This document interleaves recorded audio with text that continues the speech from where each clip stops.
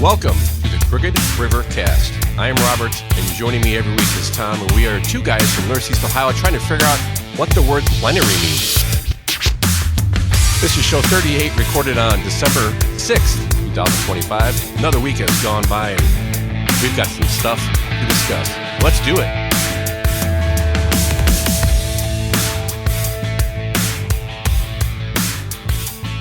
Hey, Tom, I picked this week to make a 2-hour drive to Columbus, 4 hours. Oh, well, that's an interesting take. Yeah, I decided to do it on Tuesday during a snowstorm. Oh, nice. It did take me about double time to get to work. Literally almost took me 4 hours. Yeah. I said, I'll leave early. I'll leave at like 4:45. You probably should have waited till 8, right? Exactly. That's where I was meeting someone down there. Had a big meeting, a nice, important meeting kind of, and I had some other stuff that I had to do down there, and I get some material to some people, and so it was kind of, I was like, wow, there's 6 inches of snow on the freeway. It's a good time to sit back and put on some podcasts. Well, yeah, because that's basically what I got caught up on, a couple of things, especially on my no agendas. But yeah, good. But after a while, I had to pause it because it was white knuckle for a little bit. Yeah. So I left early because I had somebody meet somebody early in the morning, which I was late for because I planned on being there, meeting him at 7:30. It was like almost 9, and my coworker who was meeting me down there, I called him halfway, a little past Mansfield, I think I was, and I called him. I said, "Are you going to make it? Because you're not leaving until 8. You're not, and this and this." So we started discussing it, and we looked at the radar and figured it was going to clear up. I get back on the freeway. And started catching up. So by the time he got down, roads were clear. Not a problem. Yeah, that's how it goes, right? Yeah, I just hit it right. I was like, literally, I left the house at like 10:05. Like, so much for leaving early, right? Yeah. I was like, I'll leave like 10-15 minutes early, and I punched it in. I'm like, what? 3 hours and 40 minutes? Yeah. Well, I guess nothing much I could do about it. I just took my time, And really, the snow wasn't the problem. It was drivers. It was everybody else. Like, when you're going down a dip and the road is completely covered and it's at least 6 inches of snow and more in other areas, as snow pushes over, tires push it and they pile it up over here, and don't slow down. You go down a dip and then everybody starts, I'm going to let off the gas, and then start tapping their brakes. And I'm like, you're not going to be able to get up the hill. It's not even that big of a hill, but completely covered in snow. I almost had to put my truck in 4-wheel drive on the freeway. I actually did put mine in 4-wheel drive. I have. Usually I don't. And you don't have to. But that morning I did right before I got on the highway, and the traffic was actually a pretty decent drive. It was just slow. Yeah. Usually the worst thing is, I thought it was too slow, but I wasn't, there was no room to really get around people or anything. So whatever, you kick back, put on some news or whatever, and drive 25 miles an hour on the highway. Yeah. Usually the worst thing is when there's people there's somebody too slow, and then there's somebody too there's people going too fast. And this time I thought everybody was a little too slow. We could have done, easily bumped it up to 35 miles an hour. As long as you keep a little bit of distance, I guess. Yes, that's the key. Is there really should be no reason that you need to tap your brakes in most cases. Because right. Everybody's going slow enough, and if you keep enough space, you should be able to let off and just coast. I was behind a guy in a truck who, I don't know what he was doing. We started going up this little incline, and again, a little incline when there's a bunch of snow on the road starts to get, but he just kept it looked like he just kept hammering the gas and just getting the truck to go. Here's a pickup truck, get the truck to go sideways. And then he'd stop and then he'd get the truck to go sideways. And I'm like, what the heck are you doing? So he finally got over and got out of my way. And I was like, I'm getting away from you, dude. I don't know what. It needs tires. I guess. Well, I mean, if it was a 2-wheel drive truck, that's what's going to happen as soon as you add a bit of gas to your. Yeah, the tires is a point. It might be. It looks like a newer truck, so I don't know. But Oh, I was in 2-wheel drive. So that's actually a point. Maybe it was just factory tires. Those things suck. I was going to say the factory tires are Yeah. suck. I mean, Yeah. those things wear out in 20,000 miles. I mean, as far as snow is concerned. Maybe that was it. I just thought the guy was messing around, and I'm like, "Why are you doing that on the freeway?" No, Kinda weird. that's one of the reasons I put it in 4-wheel drive, because my tires usually handle snow. It must have been slick underneath the snow, Mhm. like a little bit more slick than normal, because my tires, even without 4-wheel drive, do pretty well. And I'm driving, and every time you know add a bit of gas, I'm just I am fishtailing a little bit, so I put it in 4-wheel drive. It took care of that, but I was surprised I was doing, because my tires I think they only got I don't know, 6,000, 7,000 miles on them. Yes, it's about what I have on mine. Even though I got mine a lot farther after yours, but they're well worth the money on Tuesday. The Yeah, extra money I yeah. spent on the KO3s.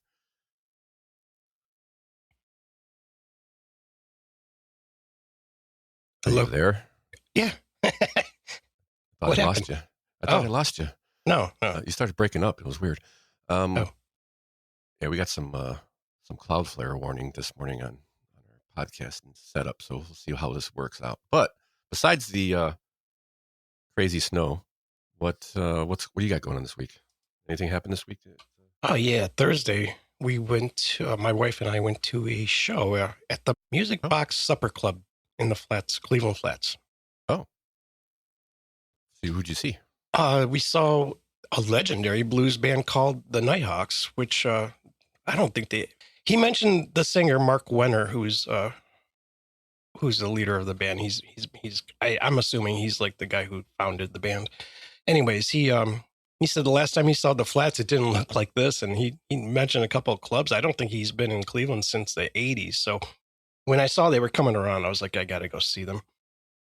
And I've seen them a few times, just because my band back in the '90s used to travel a bit, and we used to go down to Florida for Daytona Bike Week and Oktoberfest Bike Week, and we always crossed paths, so we would always go stop and see them wherever they were playing, and it usually was nearby.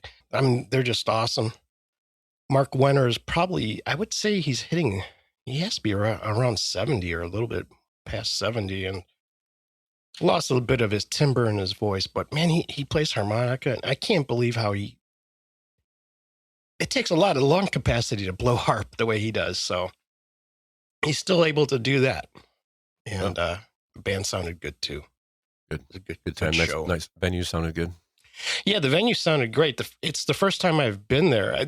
You know, Music Box Supper Club, I've been wanting to go there. And I missed a couple of shows I wanted to see that were national acts, like similar to this one, kind of more of a smaller based blues type of thing.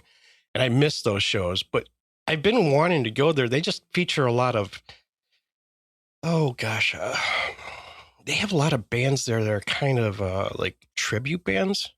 Okay. And Yeah. I tend to avoid those. So, nothing against them. It's not what I want to see. No, you don't want to see covers. You want to see original. You want, yeah. Yeah, but it's called the Supper Club. You get like a dining table. You buy the tickets, and then you make a reservation. You don't have to eat, but we got there, an hour and a half before the show, and had dinner and decent cool. food. Nothing spectacular, but better than average, that's for sure. And Well, had that sounds dinner like and fun. had Food some. and music. I like that. And Yeah, I no, got a nice table to sit at, and yeah. nice. You're only 20 feet from the stage. It's a really nice setup. I enjoyed it very much. I hope other bands come around that I want to see there. Yeah, I'd be interested in that too. That sounds like a good time, actually. Yeah, real good. How about you? Anything else? I mean, just white knuckle rides to Columbus. We got some feedback. We got a little feedback. So if you're, we had asked last week, I think it was. Got my 11-year-old daughter wanting a CD player for Christmas. I Right.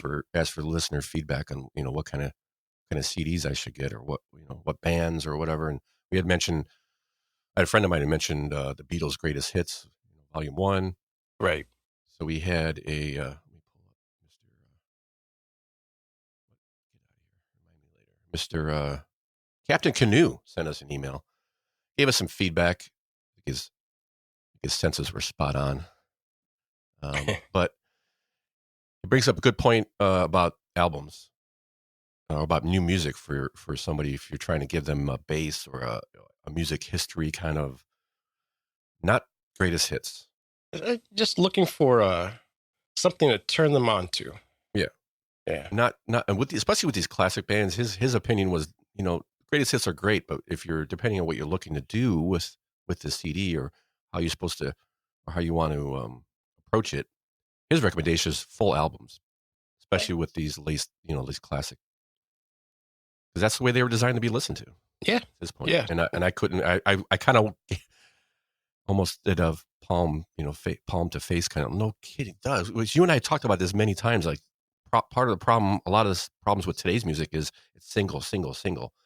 There's no construction of an album or. I kind of remember saying, like, I get what your friend was saying about the greatest hits Beatles album, but You did say that. I was kind of like, I mean, it's cool. It's cool if you just want to turn them on to some Beatles stuff, but it's not a album experience. Yeah. I didn't articulate it like that. And I'm glad the Captain Canoe emailed us and kind of articulated it in a better way. So it is. I mean, you want your kid to hear Pink Floyd. I mean, you're going to give them a best of Pink Floyd, or you're going to give them Dark Side of the Moon.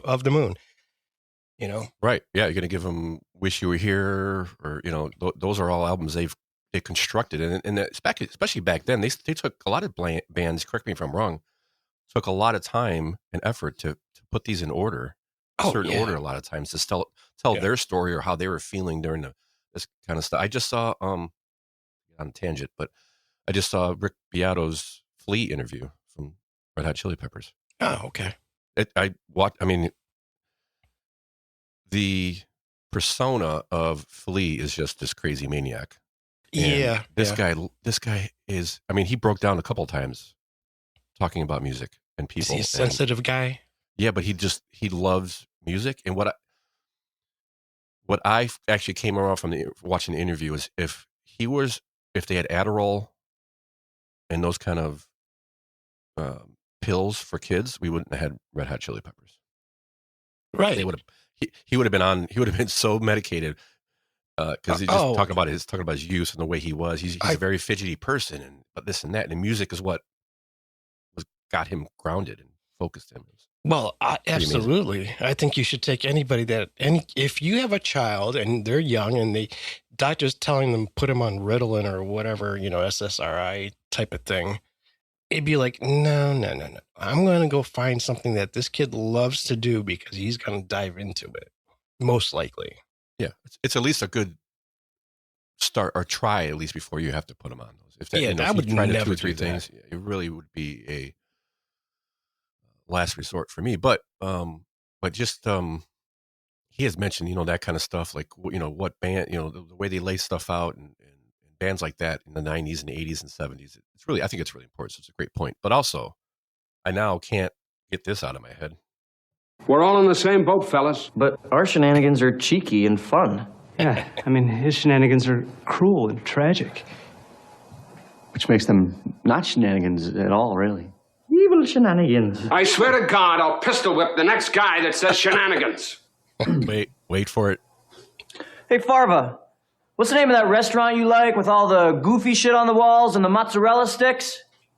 You mean shenanigans? Oh. You're talking about shenanigans, right? Put those away. They got their pistols out and handing it to the chief. No pistol whip. That was who emailed us that? That was Captain Canoe. He mentioned no. Was it? No, it wasn't. You're right. That was J-Stroke. Oh yeah, J-Stroke. Okay, you're right. I got. Yeah, when he emailed that, I read that. I was like, oh yeah, I used that word without realizing. That's probably after I saw that. It's probably where I started using it. I love the word shenanigan. I love the word shenanigan. It sums it up so well. Uh-huh. So well. We have to look at the history of that maybe at one point where that came from. Not now, because we're already way too far down the rat hole. Oh, we can keep going. I know we could keep going, but Tom, we've got some news. We got some news. We got some big news. President Trump would like to cancel anything that President Biden did with an Autopen. That's our topper for the national story.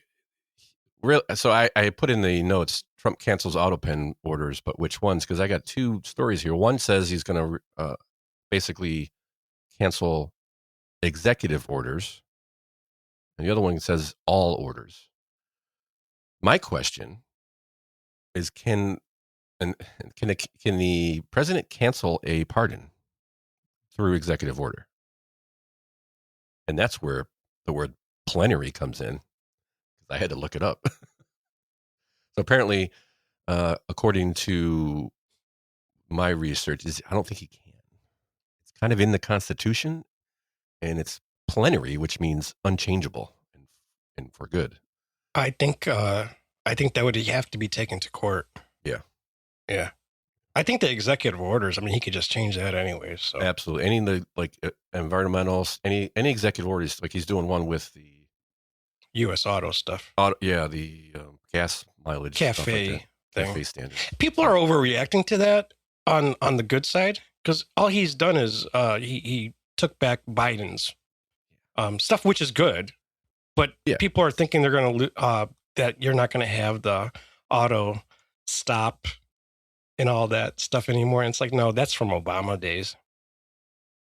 Oh, one of the best features of my truck. Yeah, that you didn't get it. It doesn't have that. It was because one of a chips. chip shortage. Yeah, it was a chip shortage. So they were actually dealers were buying trucks or cars and picking, like for one, I know a buddy of mine had one. He had to wait 4 or 5 months to get for his seat to be warm because they were waiting for that chip. But that was one of the chips they could put in afterwards.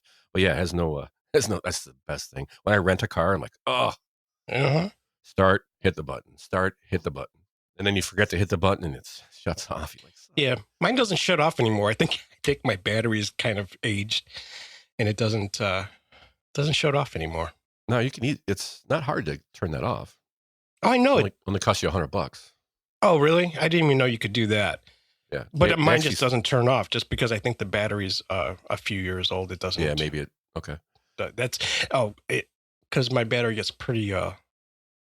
Because sometimes I don't drive my truck for a week, and if it's cold, the battery's pretty. It doesn't. That's actually a good sign. I've had to jump my truck once or twice already. That's actually a good sign. If the battery's getting low, it deactivates that. That's actually a plus, because I always wondered about that. And they had little modules you can plug into your whatever that thing's called. I got to look that up. Where you plug the tester in?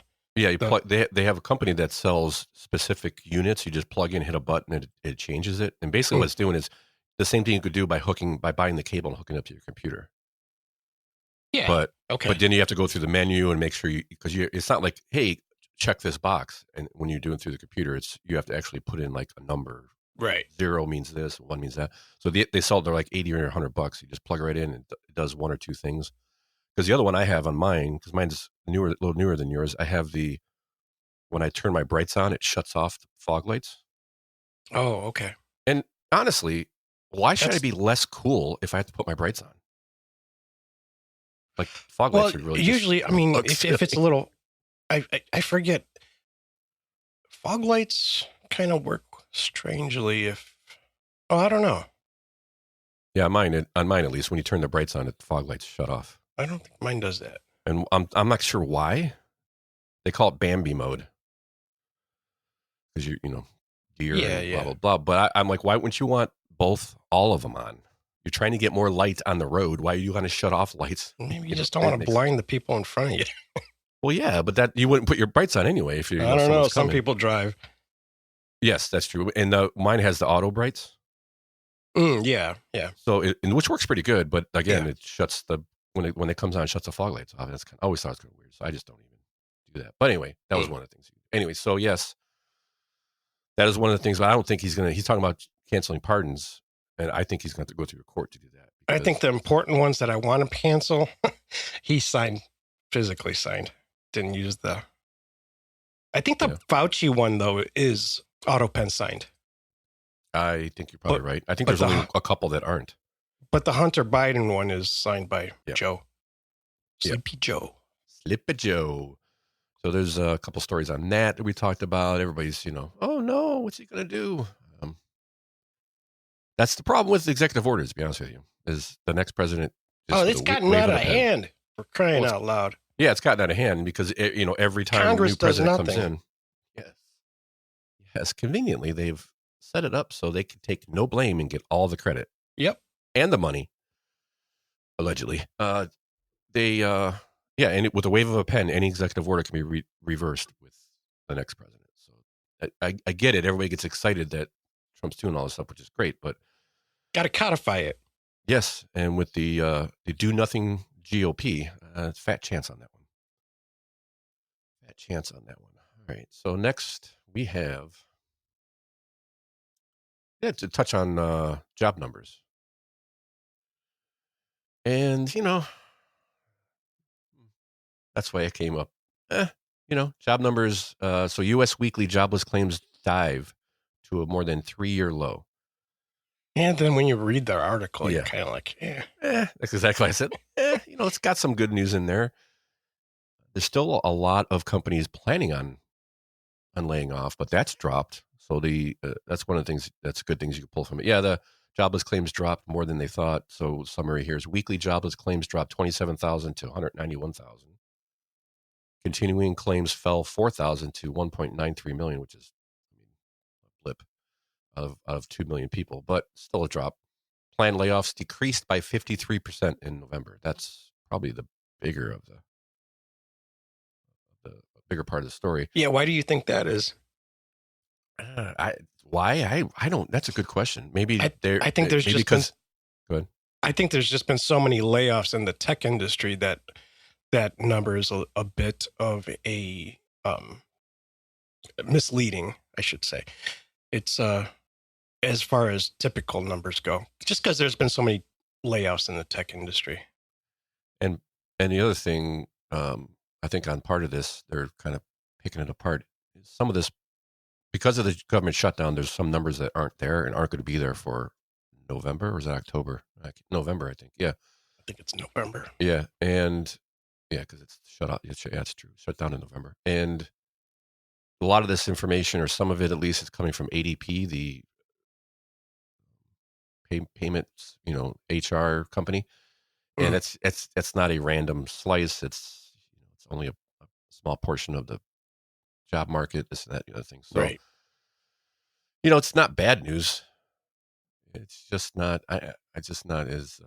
When I saved this story, I thought it would be just maybe it'd be good to mention something that's good news.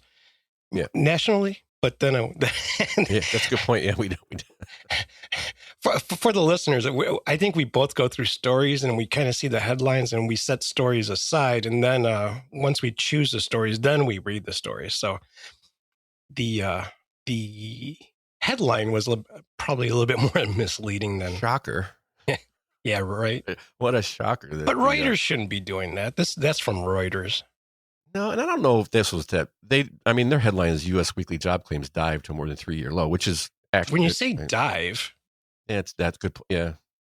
And 3-year low. It's good. It's nothing bad. It's not bad news. It's just, I don't think it's as good as we originally thought. Yeah. Same. That's that part. I don't know what else to say. I think, we'll talk about it actually in our next story, which, may tie a little bit into that, because I guess my question, you got the story here from Scene Magazine, which this comes from Nick Evans of Ohio Capital Journal. Right, here is Watchdogs for Electric Grid in Ohio and other states wants a pause on data centers. And my question is, does Ohio have a data center problem? Yes. I think that might be. And we have an energy problem, not a data center problem. I think, yes. I think energy is one part of it. But I think it's way more than just energy. Yeah, okay. And I actually added to the list a video from the Ohio Housing Nerd. Mm-hmm. And I got a few clips from it. I thought we'd break it down a little bit because I think it's a little bit more than just energy. Energy is a big part of it. And we'll see. Let's just go with clip 1 here and see what he has to say. So this won't be about electricity and that kind of stuff. But why are they... Well, let's just go. Something a lot of people don't know is that Ohio has quietly become one of the biggest data center states in the country. And it's not just for Intel. Across the state, data centers are popping up everywhere. In fact, now there are 202 data centers in the state of Ohio, with over 120 in central Ohio alone. All right, let's pause that for a second because you've got 202 in Ohio. You've got 129 near and around Columbus. So that's the big spot because that's where Intel decided to pitch its tent, which right now it's just a tent because there's nothing else there. And 24 in Cleveland. In the city of Cleveland, it says there's 24 data centers. In the city of Cincinnati, there's 21. I think it said Akron had like 6 because he throws up a list there. And they're quickly becoming, but why? It goes into it. These next clips here. Continue. Fact is that data centers don't just sip natural resources, they inhale resources. In fact, according to AEP Ohio, electricity demand from these data centers is supposed to double by the year 2030. Double. Think about that. Not trend upwards, not just go up a little bit, but double. And we all know what happens to predictions. A lot of times they're wrong. They're probably painting a rosy picture because in reality, the data centers are going to gobble up much more than double the required power. And have you seen your power bill rise? I'd like to know. I know my bill has continued to go up, and my fear is it's not going to stop. So there's electricity. So double. And one of the headlines he flashes is Ohio will be, if that's the case, if Ohio doubles its energy demand or energy use, that will put us on par with Manhattan as far as energy use. Is what some the of whole stuff state. Yes. Yeah. Yes. Yeah. So right now, which makes sense, right? Because how many people does Manhattan hold? I don't know about Manhattan. New York is 8 million. Yeah, 8 million in New York. I think there's 4 or 5 maybe in Manhattan. I don't So that's crazy if we would be on par with that, because if they got 4 million, 5 million, let's say, we got a 12? 11 or 12, yeah. But for what though? Yeah, I get it. Manhattan population. Manhattan population is around 1.6 million people. Yeah, how many? 1.6. Okay, yeah, but they have all those high rises and everything. Very dense. Yeah, it's very dense. Okay. So right now, AEP, they average, I think the state is averaging at 9.4 gigabytes, but that's because spell check. Gigawatts of energy use. And originally AEP said, well, it's going to be 30 gigawatts of demand in the next 5 years. And then they which was kind of weird in the story, after they got the tariff so now AEP's put a tariff in on new data centers and they're getting sued for that tariff. But after they got what they wanted, they revised their number to 13 gigawatts, which is still... And 15 gigawatts by 2034. But that's just data center demand. That's not the rest of the state. So they're going to double, like what he's saying, double. And is it really going to be double?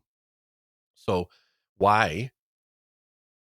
What they're suing, so they want these data centers to pay an extra fee because of all the extra infrastructure you got to do and all this other stuff. And they want to put a moratorium on more data centers, and they're getting pushback. And I'm trying to figure out why, because if you can only produce 9.4 gigawatts and you need 10 gigawatts, and plugging this data center and it puts you to 10 gigawatts, guess what? It's not there. So what do you expect them to do? I'll tell you what, we've talked about it before. This last summer, in my room, I have a voltage meter running constantly. And I was down to 112, 110, 109 volts coming into my house early on, and I think that's new. That's never happened to me before. What was going on at that time? How was the weather? That was before it got really hot. That was during, like right as we were. Well, as it was getting hot. Yeah. So rising. And then the power kind of leveled off around 115 volts coming into my house. And right now, typically by the way, the reason I have a voltage meter is it a conditioner or voltage meter? I thought you said a conditioner. It's a conditioner, but it has a meter on it. And the reason I have it is just because of all the music equipment and recording equipment I have. And I also like to keep track of it because some of the old amplifiers I have are tube, and I want to cut that voltage down to the tubes because they were originally designed for 110 volts. But I typically get, right now I'm looking at it, I got 121. So I get anywhere from 119 to 124. And there was about a 2-month period early in the late spring and early summer that I was down to, sometimes it went down to 109. Yeah. Yeah. If they start consuming more energy, what are they going to start clocking the houses? Yeah, I think I have it. Have some boots on the ground, and yes, they're on super conservative mode in those times because they're just barely hanging on. It was like the little kitty in the poster. Just hang in there, buddy. Hang in there. Yeah, that's what get it below 90 degrees, and everything won't blow up in our face. And that's without even all the data centers being completed. Right. That's just with what we have so far. Right. It's crazy. So that's where I get back to. Okay, you don't want AEP to put any moratoriums on more data centers. Where are they going to get the power from, people? You can't just pull it out of their butt. So they have, something has to be done. That's my point. And everybody's, no, you need to slow the heck down. And I know for some good sources that there's been a lot of projects in the area that have been permanently delayed because AEP says, build all you want. We've got nothing to hook you up for. We got nothing. And we've talked about a little bit. Intel has got this big substation, and Meta, Facebook, wants some of that power because the substation's there, but they're not using it really at the Intel site. So they want some of that power to be sent to because they don't have enough power at the Meta data centers. And if you see any of these data centers, the one thing you will notice, they are lined with massive generators. These are generators like big as a semi trailer almost. What's going to happen? 20 of them. What's going to happen when we don't need the data centers anymore? They're building. That's the other thing that came to mind. They're building all these data centers before we even, and then they're going to tell us how we need them. Well, okay.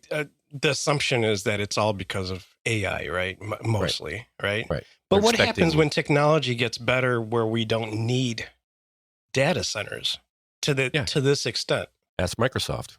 Yeah.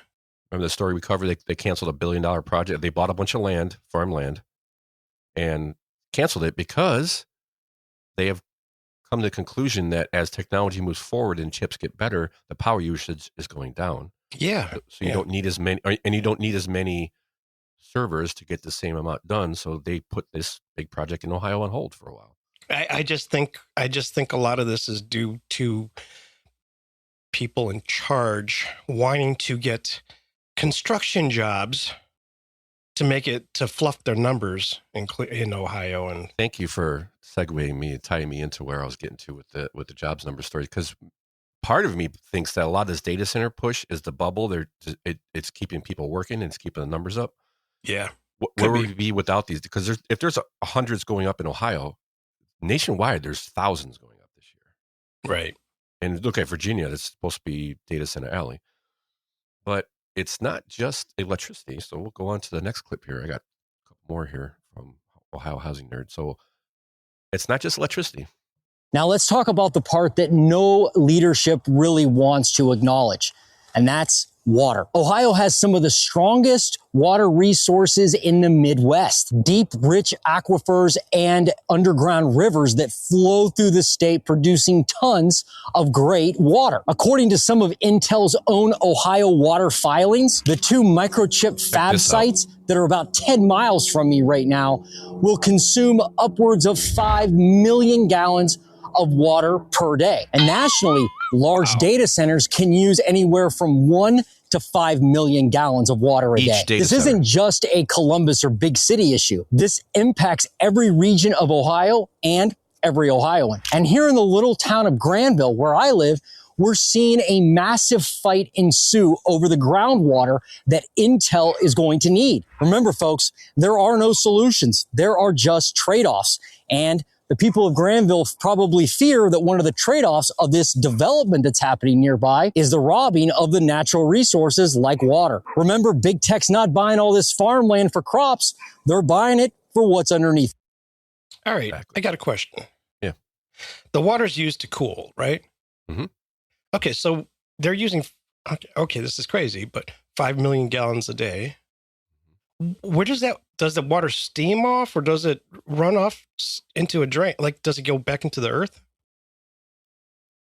I think it depends on the data center, and a lot of them are recycling the water, but there is always water that's lost. Right. They have to refill the tanks, let's say. It just sounds crazy. But I've talked to a couple people that have been on these sites, and what they've seen is they're sucking in city water, and it's just going right into the sewer. So Okay. they're not, so some aren't recycling it, some are, and this is kind of part of the issue, or part of the reason it needs to be brought up. Because if this comes to your town and you can't stop it, you at least have to put some barriers up for these companies. Well, if you're living in a rural area and you got a well, I'd be worried about that well drying up. Very worried about it. Yeah. We have some of the best water, and that's part of the key in this. It's not just water. These servers only want good, clean drinking water. They're not just going to take regular water. It has to be good water. Yeah, because it's just cleaner. And there's a whole. They don't want to deal with the filtering. They should, they filter, I guess, right? Yeah, dirty water, because you're literally these chips are submerged in water to keep them cool. And a lot of what I've seen, I've been on a couple of sites, and a lot of what I've seen that they are pumping it back up, cooling it off, and bringing it back in.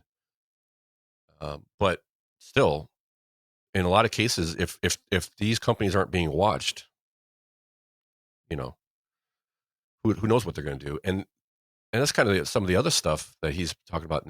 These are big tech companies coming in with cash deals with LLCs that nobody knows who they are, and you don't find out till years later, later to who actually is behind this LLC. Is it Facebook? Is it Google? Is it Amazon? So let's continue. It's got something else. The housing market. Now let's talk about how this affects Ohioans with the housing market. We all know that homes have become completely unaffordable for the average Ohioan. And so when these big tech companies come in and buy up massive portions of land, that land could have been used maybe for affordable homes. But then what happens? The data center, the chip factory, the solar field goes in, and most people don't want to live near that. So the area around it is basically not going to be for housing for the foreseeable future. And in my opinion, this is one of the reasons why the home prices in Ohio continue to go up. Many people don't know, but less than 2% of all the houses in Ohio were built after 2020. That basically means we need a lot more new homes, preferably smaller, affordable homes. But the land that could go to affordable housing is being bought and kept by big tech. And folks, once they own that land, they're not going to let it go. And if we continue down the path we're on now in the Buckeye State with higher taxes, higher utility costs, and more big tech companies purchasing up massive portions of Ohio farmland, my fear is that the Ohio housing market will never be affordable for the average person. I'll just finish off one more quick one because he goes on to, housing market, but taxes.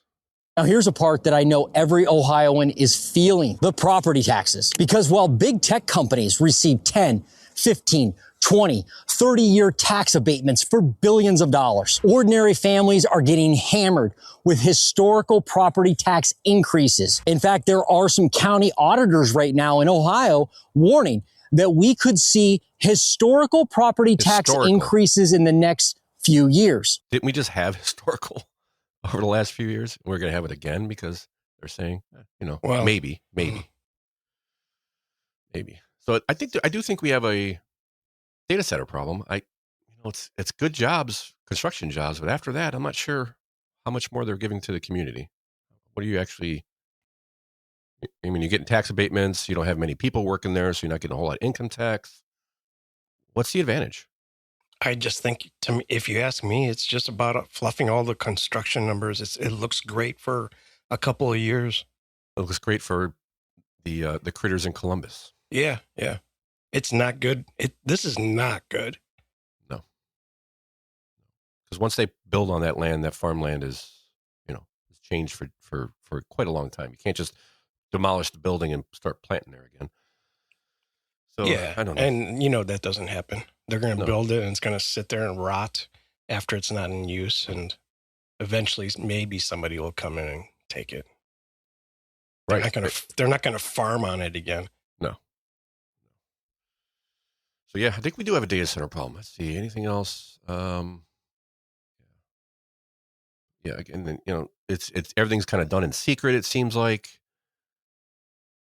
they want to double a lot of in 4 years. The land buys are done kind of in secret, kind of like, I don't know if it's secret, but it's, if you're looking to buy land and you're looking at a piece of land, it kind of disappears pretty quick sometimes. And you don't know what the hell just happened. It's a Walt Disney trick from the way I see it. Because that's what Walt Disney did in Florida when he was buying up land for Disney World. Yeah. He did it under like LLC, like other companies that he started. Because if Facebook is trying to buy your property, you're not going to give them a deal at all. Right. No, your Facebook. No, pay me 20% above the double that I want, whatever. Well, if I see an LLC, any kind of LLC, me personally, I'd be like, oh, okay, you're going to be paying me double. Well, how badly do you want this? Yeah. Obviously, you kind of want it. It's important to you.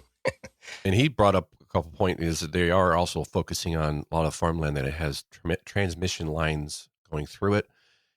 If you watch the video, he's claiming if you control the land where the transmission lines are on, you control the power, which I don't think so because power company still controls the power. But you do have some more. You have better access to that. I was going to say you have access because was it this guy that was talking about the? No, I don't think it was. There's like a triangle of massive power lines that go from. I think it goes from Pittsburgh to St. Louis to Chicago. Oh, okay. And so, some of that goes through Ohio. And if you could connect to that, and the reason those lines were built, we should have a lot more of those lines. But the reason they were built was because they found it cheaper instead of shipping coal. They found it cheaper to build these wires, transmission lines, and burn the coal and send the power than shipping coal to another plant. Yeah. Okay. Right. So the federal government did this in I think it was started in the late 60s and it went through the 70s. I forget the exact years, but probably having access to those lines is a big deal for these data centers. And I can't go through this without at least mentioning one of the reasons we're in this predicament is, yes, data centers, but it's been compiled or been made worse because over the last 10 years, what have you been doing in Ohio? We've been decommissioning nuke plants and coal-fired plants. Yeah. And not only decommissioning, tearing them down. You drive down the shoreway, there used to be a plant there on the shoreway. That's gone. Mm-hmm. And that's all because of government policies. Yep. Clean Air Act.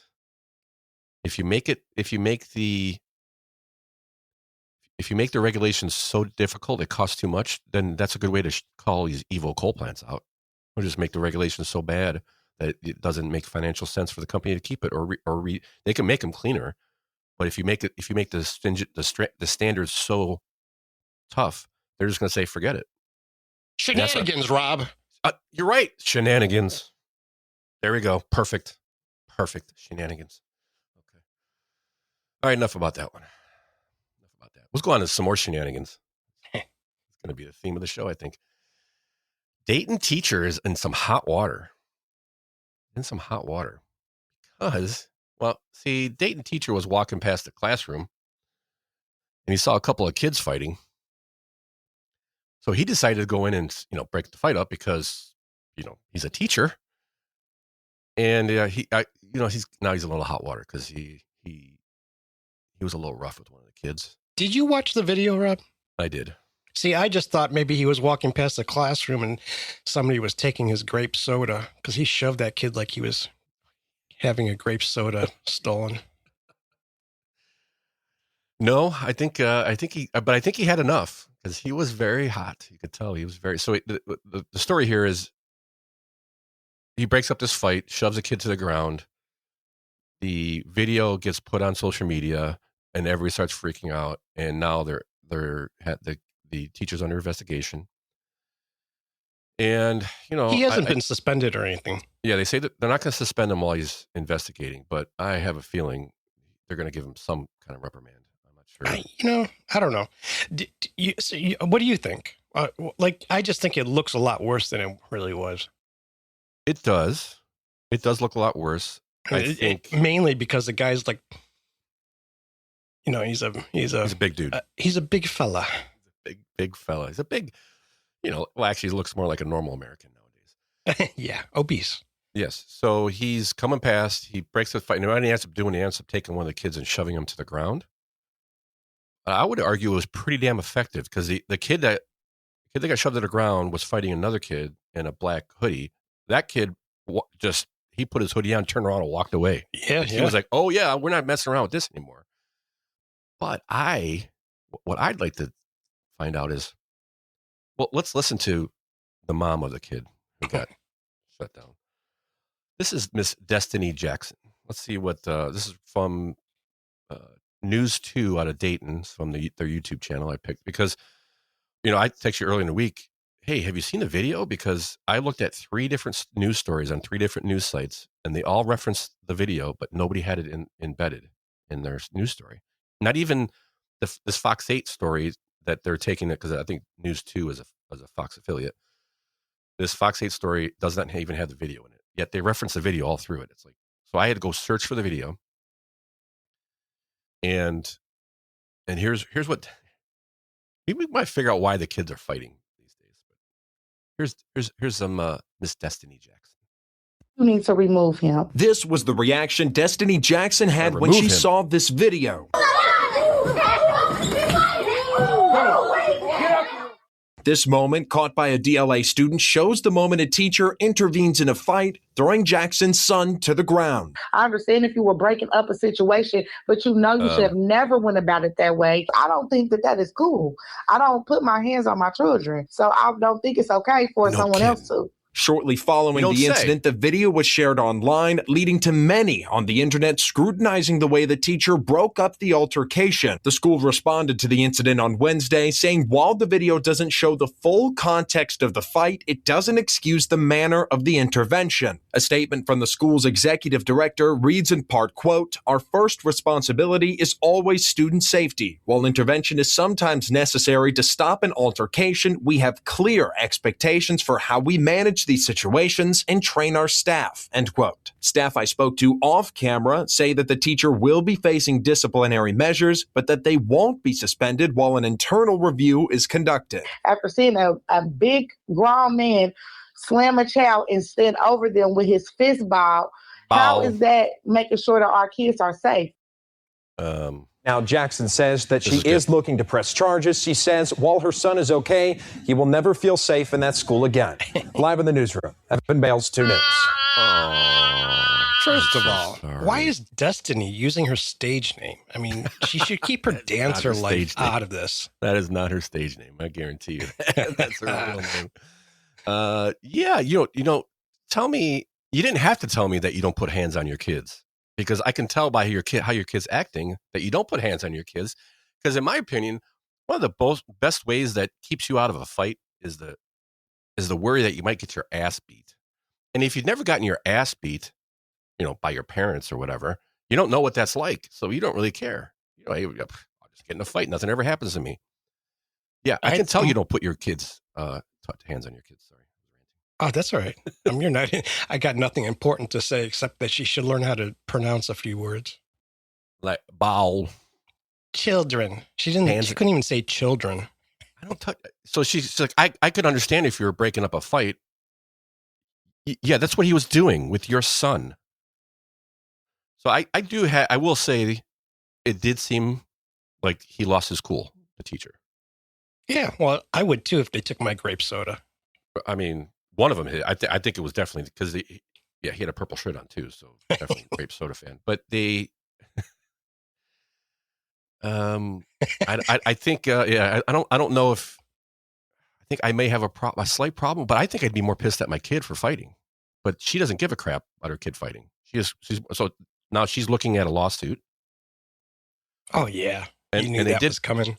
They did mention that they do have specific guidelines. I can go get that Escalade now. Oh yeah, she's gonna get that one. They black with gold, and they from the comments I've seen in some of the posts on social media with some quote unquote teachers, who knows if they actually are. A lot of them are said that we are trained to call security and sit back and wait for security in a lot of schools. They're told, do not intervene. Let security do it. So if we've all been to high school, I would think most of the people listening, if not all, how long does a fight usually last in high school? A minute? Yeah. So just wait for the fight to be over. Then security can roll in. Doesn't make any sense. This guy was a little aggressive. It wasn't that bad. You could tell. I'm telling you, it looks worse. Yeah. Than it was, because he didn't hurt the kid. He did push him down. It's a very large man, and he looks like you never see his face. No, I'm sure he's pissed. But he was pissed. You could tell by the fist. He did have one fist. Well, I think that the fist is just a natural. Yeah, so he basically got him to put his arm in between them. Go watch the video, but he put his arm in between them, between the two kids, and just kind of clotheslined the kid down to the ground. Yeah. And guess what? Stop the fight. Stop the fight, and the kid got right up. I mean, he didn't hurt him. So if he walks past the classroom, and I'm sure, I would assume they have cameras in schools. A lot of schools, especially public schools, have cameras. Maybe not. We'll just say they do, because it helps my argument. But if he's walking past the classroom and sees two kids fighting and keeps on walking, one kid gets knocked to the ground and is now in the hospital because, I don't know, hit his head or whatever. Is he still getting sued because he ignored it instead of intervening? So that's a good question I have. I think there is a certain demographic that will try to find a suit in anything that happens. Yeah. And maybe demographic is the wrong. Certain class. Class, yeah. Oh, yeah. Yeah. Definitely a class. And, I don't know. We'll keep, if anything changes, we'll see if he gets sued. I'm sure he's going to get sued. I'm sure. Well, the school will. I don't think the guy can get sued. No? I don't, well, tell you the truth, I don't know. I mean, if he's a teacher and he's in a union, probably not. Probably not. You're probably right. So, great. So you get this, taxpayers get to pay for it. Sweet. Yeah. That's exactly what it is. Great. It's for safety. Yeah. Yeah. He's trying to keep the other kids safe from your kid.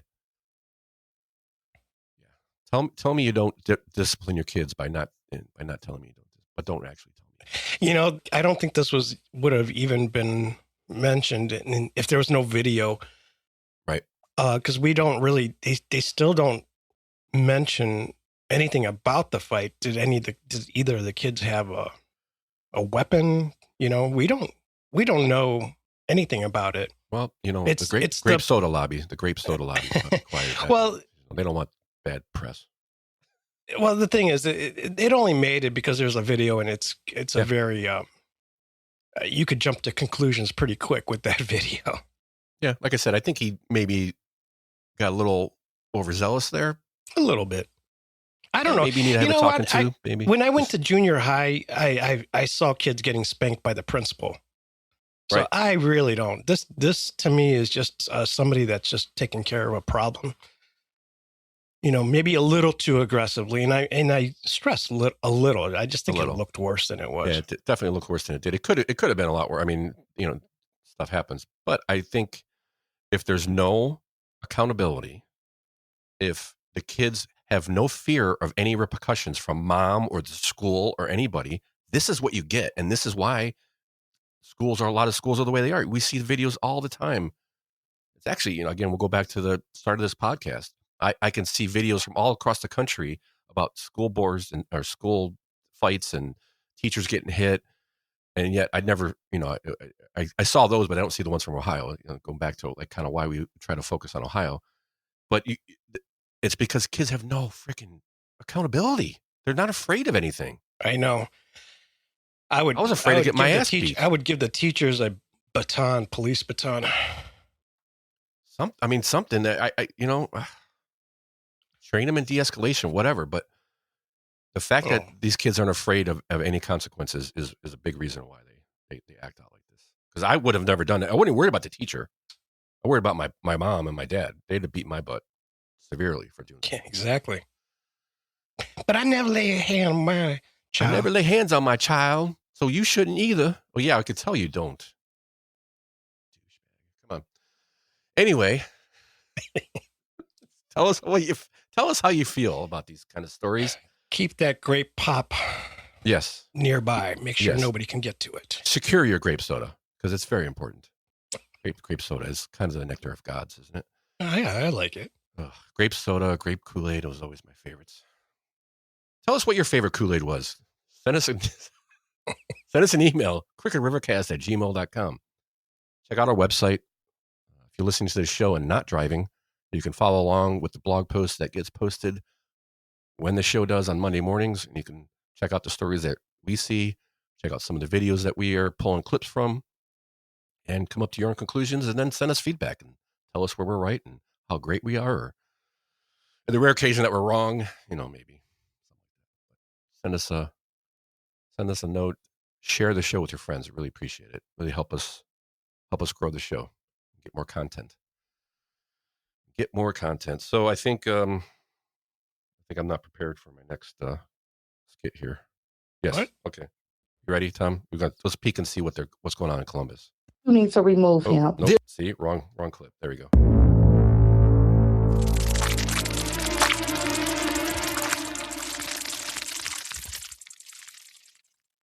Critter Corner is back. This seems to be a weekly thing because, man, they're busy down there in Columbus. Busy doing a whole bunch of stuff. We'll start with the light one this morning, today, whatever time it is for you. HB 554 is the first one on our list. HB 554 is a cash. It will require businesses to accept cash for any purchases $500 or less. Okay, seems reasonable, right? Well, yeah, it is. I think we definitely need to take cash because it's kind of a currency in our country, and I can't believe we're even talking about this.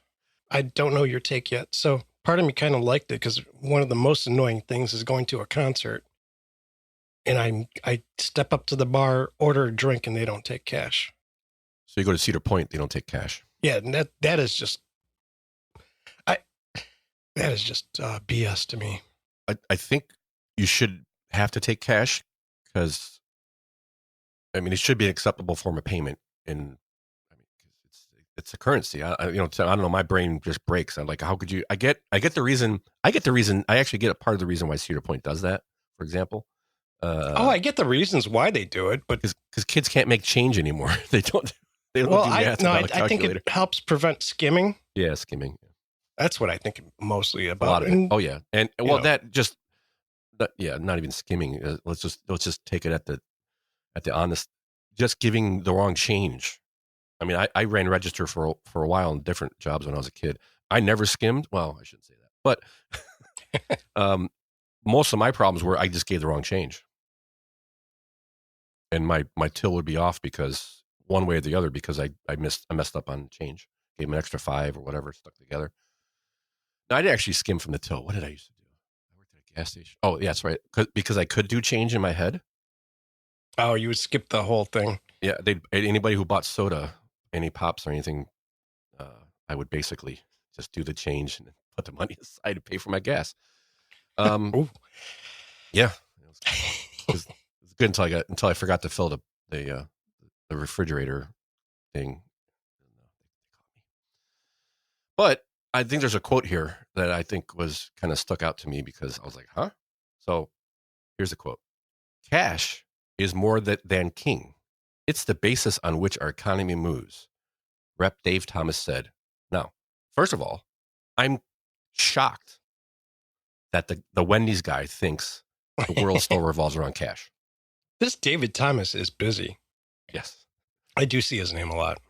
He's a rep from Smithville. Obviously not the Wendy's guy because that guy's dead. But it is the basis on which our economy moves. I disagree with that. Would you... What major deal gets done with cash anymore? I don't think major deals are what makes the economy move. I think it's small business. And who pays with cash anymore? Well, agreed. Yeah, but I'm not saying I don't disagree with the bill. I'm just saying I think that comment's a little. I don't think it. Yeah, quite as much outdated. As maybe a little bit. A little out of touch. I think. I don't keep cash on me because I spend it too fast. That's why. He's from Smithville. I don't know where that is. I should have looked that up. But he might be from a smaller town. Maybe it's a little bit more. True. Good point. No, it's a good point. You know. I think I can't believe we have to have this bill. Yeah. But and I think the $500 mark is stupid. It should just be must accept cash. I don't care how much it is. Yeah. Why limit it at $500? I mean, yeah, no, it's retarded. So if I go buy a car, I can't come with a is the dealer going to turn down my probably get arrested briefcase full of cash? Well, first it would take you a month to get it because it would take you a while. I had a client when I did photography. He was pretty well off. He was traveling across the country with a briefcase of money. He was going to buy a collectible auto. I forget what year it was, but it was a Charger, 68, 69, I don't know. He had $100,000 on him in cash. He got pulled over and the police searched his car and they took the cash. Yeah. And it took him a long time to get that back. That's I forget. It's just they think it's drug money or something. You know? Asset forfeiture, something or other. I've heard it before, and this is a big thing. If you can't prove something, there's something if you can't prove where the money came from, they automatically assume it's drug money, and they're allowed to just confiscate it by law. Well, how are you going to prove it on the side of the highway? Exactly. So a lot of smaller counties around the country got keen to this as a revenue source. Like, okay, if you see a lot of cash, we're going to take it because we could use the cash. Yeah. Civil asset forfeiture. That's what it's called. Civil asset forfeiture. That's an actual legal, and they're legally allowed to do it. Now, you can try to get it back, but if you got $15,000, how much is it going to take you to get it back? $30,000? Yeah, I should have asked him what it took to get it back. He did get it back, but he said it took a long time. Yeah, and he's well off, so he's even if he's going to spend more than he was taken from him, he might just be obliged or motivated to do it. Just for a point. I know I would if I had. I'd be like, no, I'm getting it just out of spite. Out of spite, yeah. Thank you. And I've heard cases of people go and buy a car for $15,000 and get pulled over in the middle of nowhere, and they got the kid in the back, and the cop says, "Okay, fine, we're going to arrest you, and your kid's going to go into the system until you figure this out." And they go, "Okay, take the cash because what are you going to do?" And stuff like that. So yeah, I think that's. I guess that made me bring it up because I when I go look at a card, they do ask me if I'm paying cash, but are you really paying cash? You're just transferring money. Yeah, it's not cash. Yeah, it's digits now. It's just binary ones and zeros anymore. There's no cash. The banks don't have that cash. But I was gonna wonder. I am wondering, what if I did walk in and with $50,000? Would they turn what would you the away? dealer do? Like, I don't know. Turn you away. I wonder. Yeah, they're not. Well, are they going to turn you away, or are they going to turn you in? Yeah. Like, where's this drug dealer coming from? Huh. Yeah, I don't know. I mean, I have no clue. I'm not too worried about it. I'll tell you what. When I ran a business, when people paid with cash, I was like, oh yeah, cool. Yeah. You know, by the hoops you have to get through just to get that cash out of the bank. Yeah. You got to come up with all these, from what I understand it, because I've never pulled out $50,000 of cash. Oh yeah. But not something I do on a Tuesday morning. Or... No, just once a month. There's a lot of hoops you got to go through IRS wise for terrorism and all that kind of stuff. If you do anything over like $9 or $10 grand, there's a whole bunch of hoops you got to go through. So tell you the truth, I think every billionaires don't do anything like that. Everything is done on a loan. Oh yeah. I mean the wealthy, not even billionaires. Use somebody else's money. That's how you become wealthy. Exactly. So, okay, that's supposed to be going through. Now, we went through the whole story. Is that it's just through the House, right? Yeah, it's just come through the House. It probably got to go through the Senate. We started talking, and Amy, pull up the story. Here it is. It is SB 554, introduced October, and so I don't think it's even passed anything. It's not an SB, it's an HB. It's House HB, Bill. sorry, House Bill 554. Yeah. Oh, they gave it a clever name: cash, currency, access to spend here. Freaking acronym. They got 4 people they hired just to get that. Yeah, Cash Act. It's still in hearings. Yeah, it waits further hearings in the House General Government Committee. It'll pass. It probably will. It makes sense. Something about the story. We're going to go off subject just a hair, but at the end of the article, it says Thomas said the idea has grassroots origins, citing concerns raised during his regular radio appearance in Mahoning Valley. He also noted the proposal mirrors a bipartisan federal effort sponsored by Fetterman of Pennsylvania and Kramer of North Dakota. Now, I see this a lot. Like, something's happening in federal, and then states kind of try to pass the same thing. Is this a game plan? I see this all the time, and we've never talked about it. I don't know. That's a good point. I think a lot of what happens in Washington comes about because a lot of the states start. I see the states doing it after the Fed do it. Oh, I see. And so I wonder if a bunch of states pass it, it has an easier time to get through the federal. Oh, I see. Well, if it's a if it's some type of game plan, I'm just kind of. Is that like a signing? They're sending signals to Washington. Hey, this state is good. That's so you can pass it. Maybe that's a good point. Or they're just copying and it's just something stealing their thunder, just wasting time. Yeah. So I actually want to look into that topic a little bit because I see this all the time, and I never noticed it before because we didn't have a podcast. Yeah. Good point. But now I'm noticing it. I'm like, what? Okay.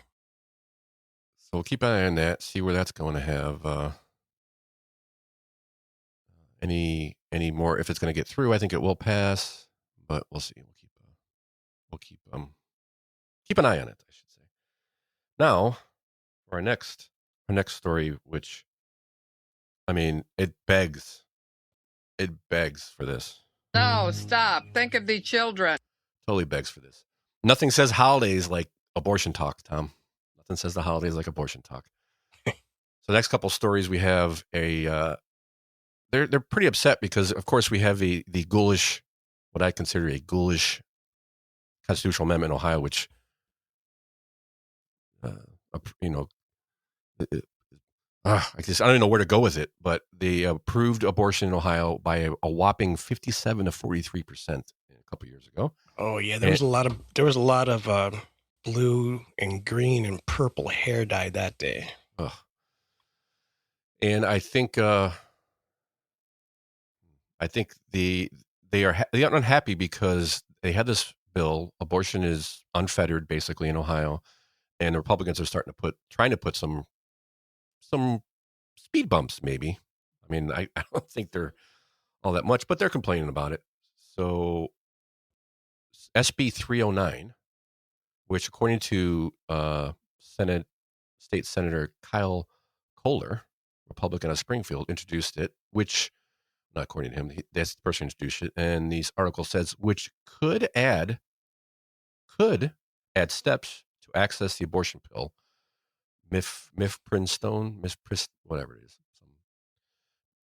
I'm not even going to try. So it could. So what the bill does, it provides a framework for healthcare providers to educate a woman on the risks associated with a chemical abortion and makes her aware of her and her family's rights to sue. Now, this bill 309 isn't specifically toward abortion pills or abortion medicine. They have it as any mail order pill, or is that the next one? Any pill that you can get a prescription through an online doctor.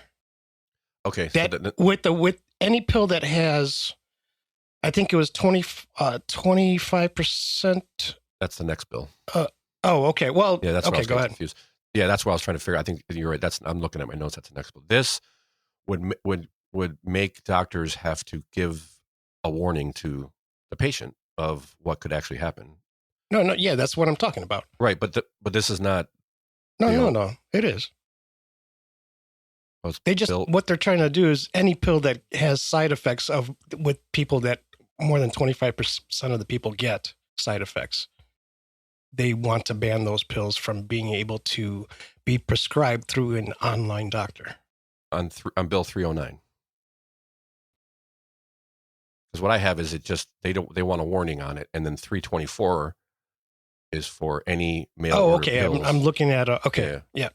And these stories have they talk about a couple of bills, so I always getting confused. But 309 is basically requiring doctors to tell the patient about their rights, the side effects of these pills, and the fact that you can sue if you take this. And it also requires the individual to sign an information consent document that allows the patient, the father of the fetus, convenient, the father of the baby, let's correct that, I fixed it, or grandparents if the patient is a minor, to sue if they feel the patient was not informed when taking the pill. So the quote I have here is, we have legislatures once again providing what we want, proving why we went to the ballot. I can read. Ignoring the will of the people, ignoring the pro-abortion majority in our state, and trying to pass more abortion restrictions that the voters in Ohio don't want. I don't know where you find the proof they don't want this, but they put legislatures in place that are doing this, so that would kind of show me that maybe they do want some restrictions on it, or just that your propaganda during the amendment was stronger than the other side. So that's that bill. So that the 309, again, they want you to sign a consent form to make sure you know the risks of this certain medication. Death. Mifepristone. Whatever. Death is a large risk. Yes. The next one, HB 324, is they're saying to stop abortion pills, but the signers of the bill, the sponsors of the bill of HB 324 said it's not specifically targeting abortion. According to News 5, the bill would prevent mail order prescriptions and telehealth appointments for medications that cause severe effects, quote unquote, severe adverse effects, quote unquote, in more than 5% of users. So I think that's relatively legit. I mean, if you got a side effects of 15 and 20%, 10, 8, 9, whatever it is, I don't know. First of all, I'm not sure I want to take that medicine, but maybe you need a little extra guidance from your doctor, not just a Zoom call. And what I didn't know, I was not aware that you can kill your baby by mail, Tom. Yeah, I didn't realize that either.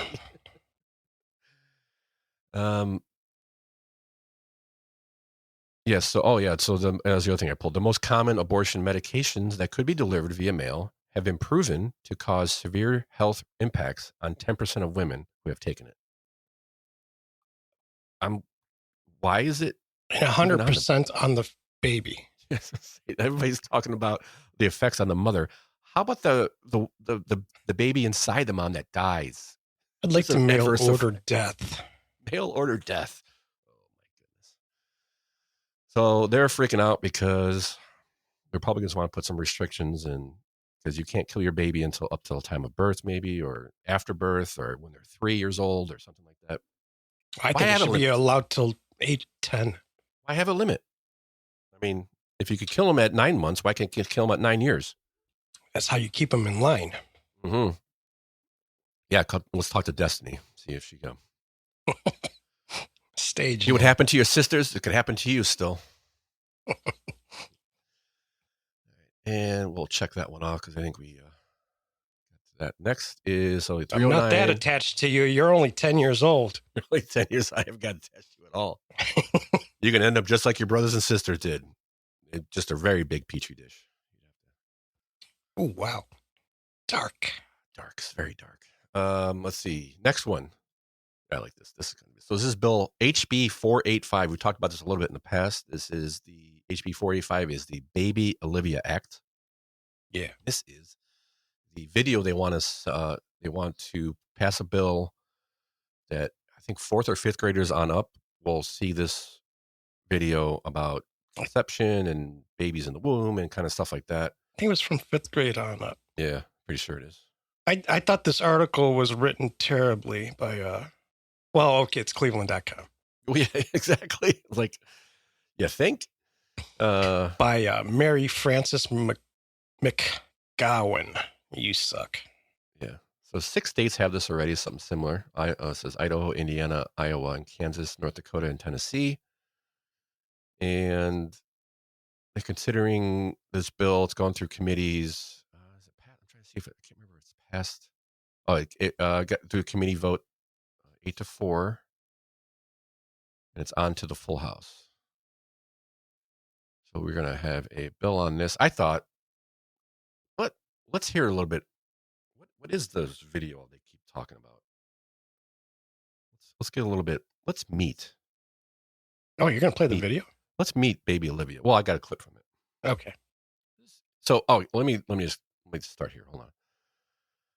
So part of the problem they're saying with this video, the concerns of this video is, according to this video makes several claims from the article, that have been disputed, such as fetal heartbeat being detected at 3 weeks. According to the American College of Obstetricians and gynecologists, fetal cardiac development is a gradual process that continues through a pregnancy until the chambers of the heart have been developed, which can take place much later. Using the term heartbeat is inaccurate. The next thing is the video also measures pregnancy from conception, which is different from the medical standard of measuring it from the last menstrual period. My favorite quote is, while Miller has claimed that the video is scientifically accurate, the American College of Obstetricians and Gynecologists have warned the video is misinformation, in quotes, designed to manipulate the emotions of the viewers, end quote. You think? Like, that's a bad thing? Like, you have a baby inside you, or this isn't something they show before abortion. Right. I guess I misquoted that, but you should have some knowledge that this is life inside of you. Yes, when you call it a fetus, when you call it a ball of cells, you're manipulating the emotions. Exactly. So don't even give me that crap, okay? So I wanted to know what the heck they were talking about. Let me go. So I did a quick search on YouTube, and there's a website. Oh, I didn't even put it in there. I totally mess up. But there's a site. We'll put the video in the show notes. so that we could put it on the blog. But here's a little clip from the video. I wanted to see what they were talking about. This is just, the lies.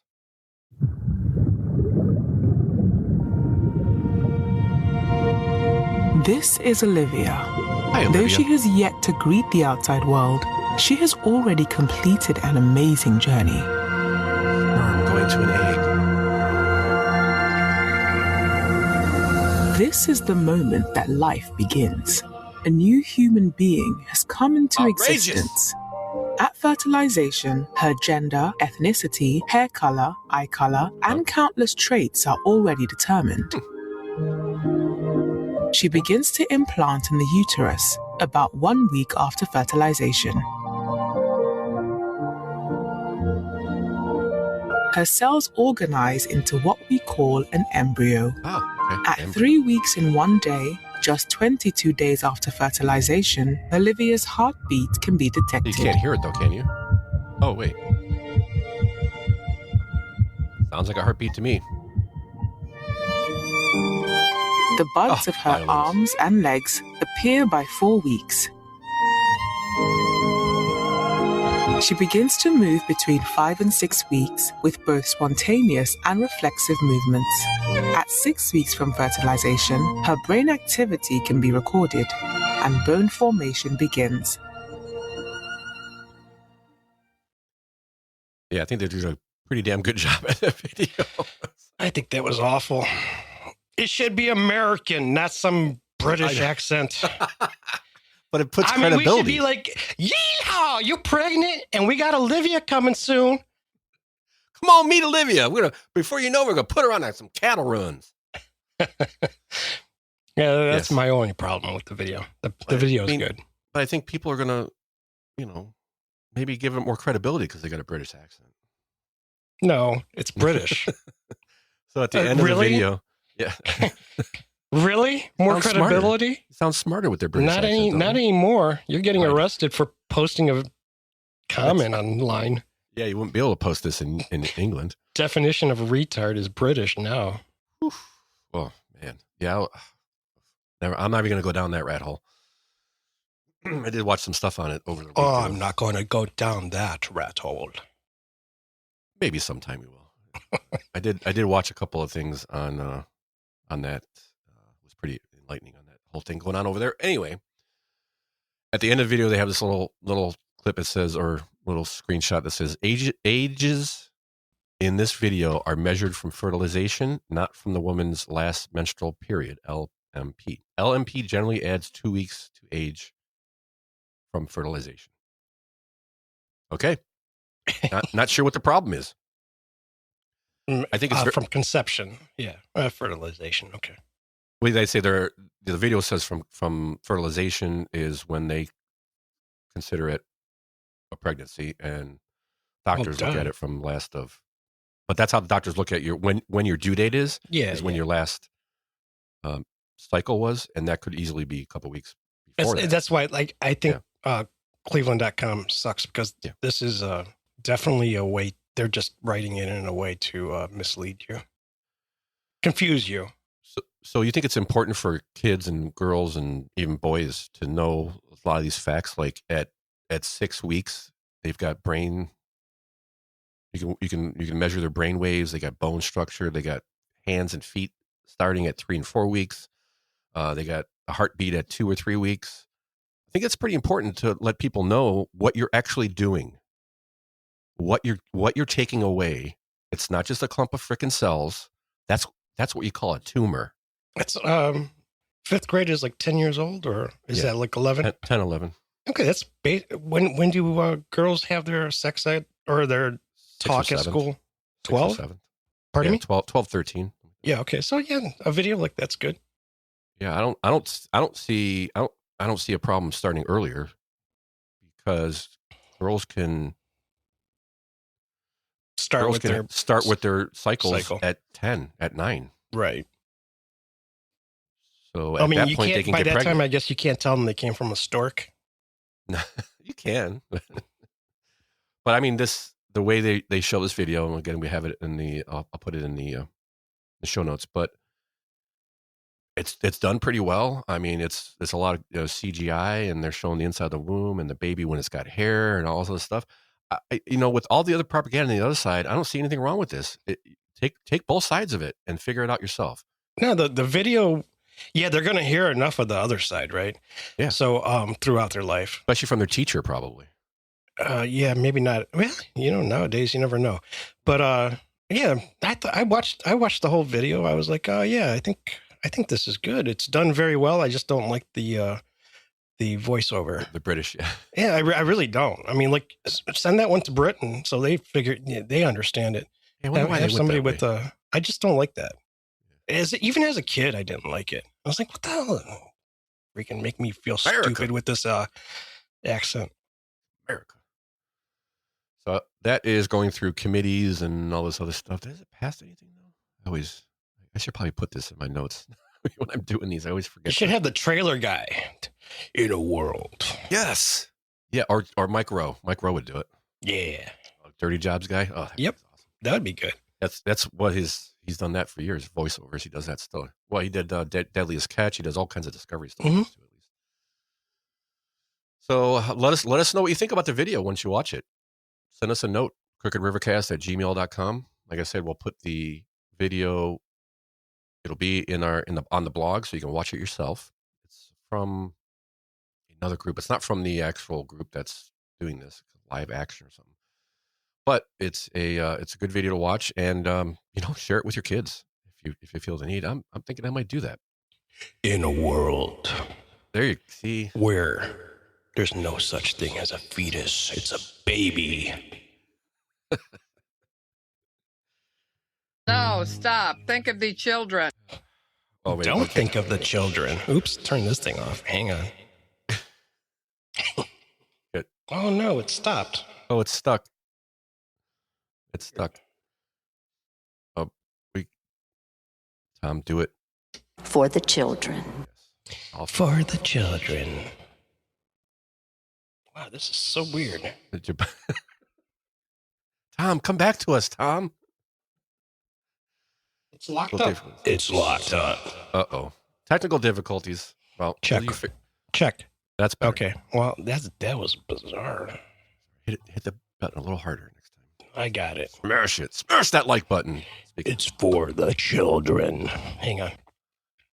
It's for the children. Yeah, I just played that. See? Mm-hmm. For the children. See? Same thing. Exactly the same thing. Subscribe to the show. Share it with your friends. Send them a link to the show. You got somebody that is uninformed. Send them some. Uninformed about Ohio. Send them the show. Tell them what they think about it. Ask them what they think about it. We really appreciate your time. We know it's very valuable. And we really appreciate you spending some of that with us and listening to us complain on the internet. And Tom, hit the mic. I don't know, Tom, but I do think your show's pretty good. Whoa. I think we're going to have to change some things. On to our next story. We come out of the Critter Corner and go into Lorain police have approved.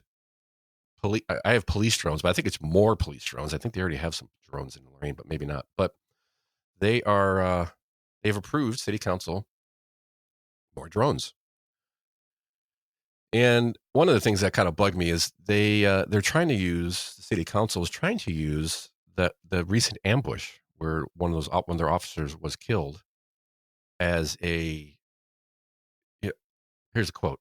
I would ask anyone who doubts the need for this to listen to the call on social media from dispatch about them calling for the drones and about our police that were out there and desperately trying to save the life of their coworkers, says Councilman Marty Springowski.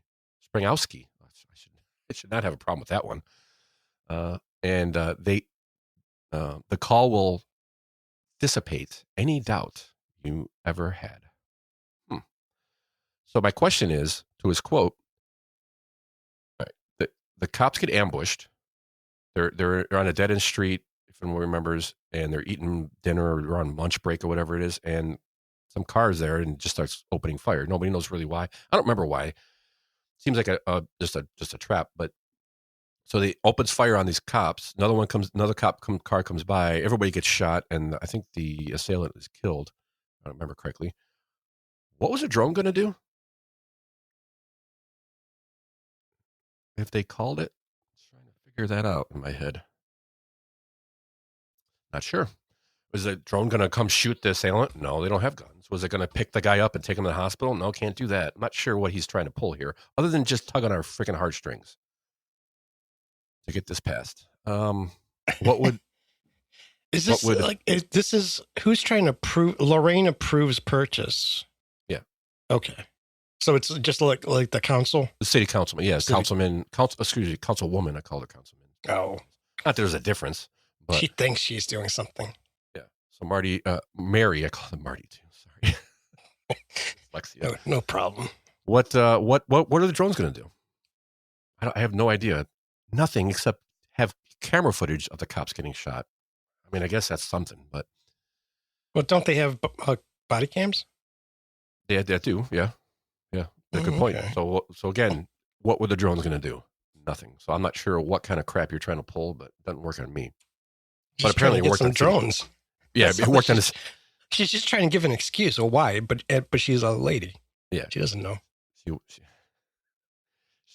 do you mean, Tom? She's a lady, she don't know? Right. I've said that enough times. I think I'm pretty clear, he says. So the contract with the Flock Group is for a lady in a drone. Come on. You don't know how to. I'm going to hang up. I'm going to be hung up on that. Have you ever seen a woman try to work a drone? No. No, good point. I have not. Okay. But I've seen a woman try to run or try to use a remote control car. I've seen a woman try to use a remote for the television. No, you haven't.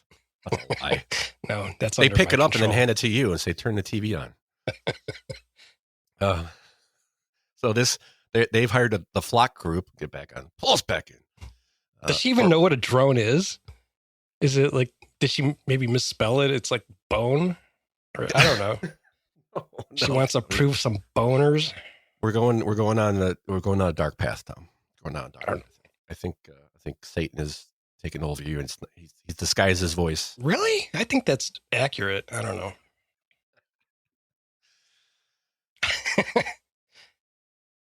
Just waiting. Okay. So the Flock Group. You can email Tom at. email us at crookedrivercast@gmail.com, please. The Flock Group has a 5-year contract with the city of Lorain for $500,000 to be paid annually installments of $100,000, which is a discounted rate. Well, that nice of them. Very nice of them.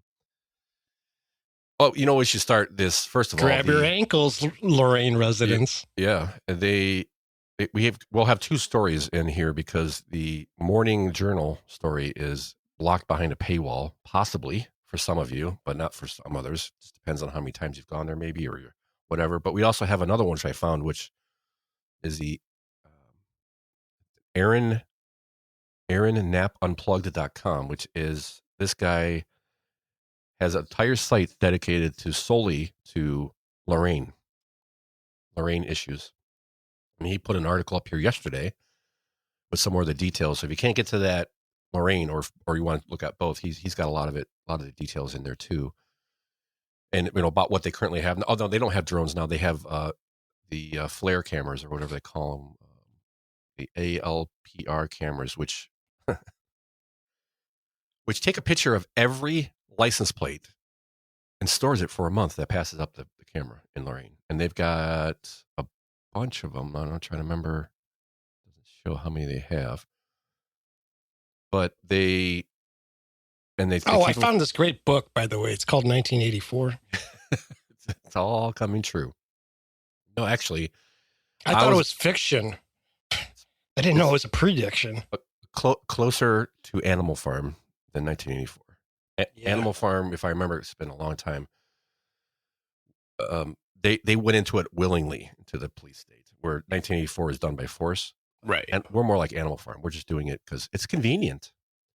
We're just doing it because nobody's paying attention. That's more like it.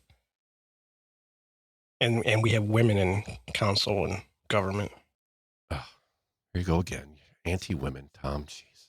I'm not anti-women. I love women. I do. I do too.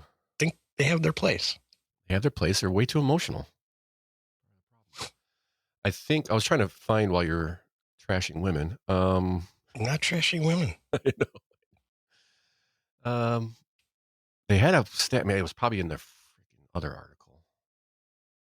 They had a stat of how many license plates they take every, or they delete like every. It's like hundreds of thousands. I'm sure. Is it like it's a street camera that just multiple? Yeah.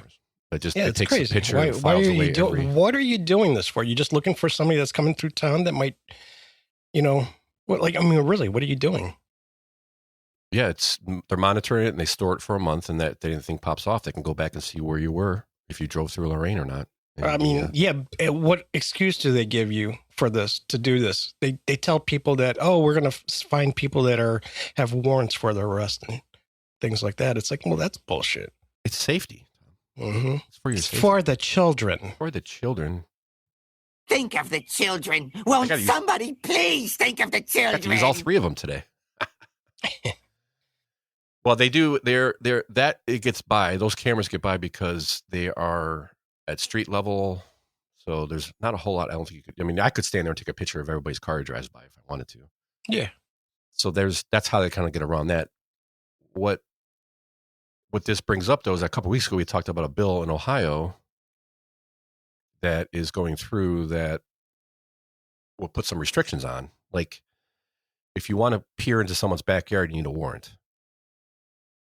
Because as it is right now, yeah, you could take surveillance from the sidewalk, but you're not allowed to.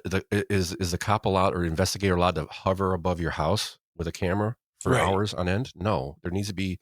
Can they peer in with a zoom lens into your house through your window? You need a warrant. You need a warrant. So there's something going through the state legislature.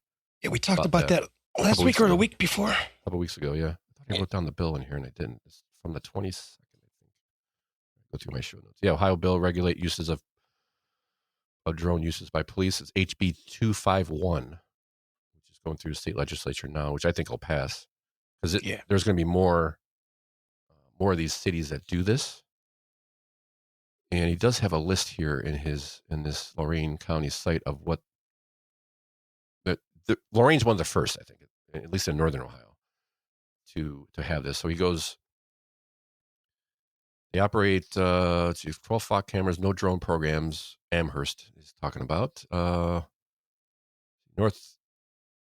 Ridgeville, Oberlin, Sheffield Village, Grafton, Lorain County Sheriff's offices also do not have drones. It's just Lorain's, the city of Lorain. Only 2 departments in Lorain County currently operate drones. So it's not the whole county yet, but I think it's going to get there. And I think the kicker to all this is they're going to have, one of them, they're going to have a, so the drones include, I thought this was interesting. The drones include remote piloting. Well, I'm glad at least they put that in there. What the heck? What's the whole point of them? Again, Mary. She's like, we can fly these from somewhere else. Cool. Something about Mary. I can't. So drones include remote piloting, air traffic awareness, spectator view. We're good. It's got a mobile app. Let's charge a ticket price for this. Subscribe and share the show. Subscribe and share the drones channel. That's what you got to do. Flight logging. Okay. Mission reporting. And my favorite, a community engagement dashboard. So I'm wondering. My view is you got the monitor in front of you. You click dashboard, and you get 3 options. You get 3 big buttons that pop up in the dashboard. What can you do with the community dashboard? Here's your options. This is what I'm thinking. Talk. You can click talk, click tase, or click take them out. I think those would be your options. Community engagement dashboard. Well, good thing they got that. I'm so glad they got a dashboard. Getting their money's worth out of it. This is going to be as more women get into positions of authority, we're going to see more and more of this retarded stuff. Well, as we talked last week, or after the show last week, or was it a week or so ago, whatever, that stat I pulled up with between Democrats and Republicans state legislatures, like 49.5% of Democrat state level legislatures are female. And about 24% of the GOP are female. Yeah. Says a lot. I mean, it kind of to me makes their actions a little more, their actions a little more sense to me. It makes a little more sense to me. I think, oh, half of them are women. Okay. Yeah. It's very emotional. I'm like, not trying to knock them. It's just true. It's the way women are. They're very much more. I don't even think that's probably the bulk of the problem, but reasoning is another. Right. Yeah. There's less reasoning and more emotion. I guess it's, you can't get past it. And I don't know. They're tugging on your heartstrings. I'm telling you that much. So, like I said, they're trying to get the most out of their money because community dashboard, which brings up another point. Most out of their $500,000 that's spent on something that's useless. But where are they getting this money from?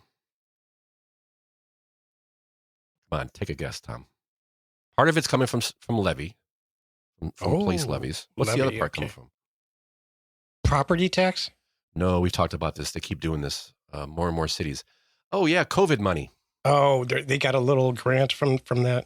No, it's from the American Recovery Act from Biden. Yeah. Just like Cuyahoga County used it to buy land for the new jail, and it's on and on. We keep seeing story after story. You get all the way to the bottom. They say, "Oh yeah, this is COVID money." Can't imagine why there's so much inflation over the last 5 years. Yes, Tom. I went to Five Guys the other day.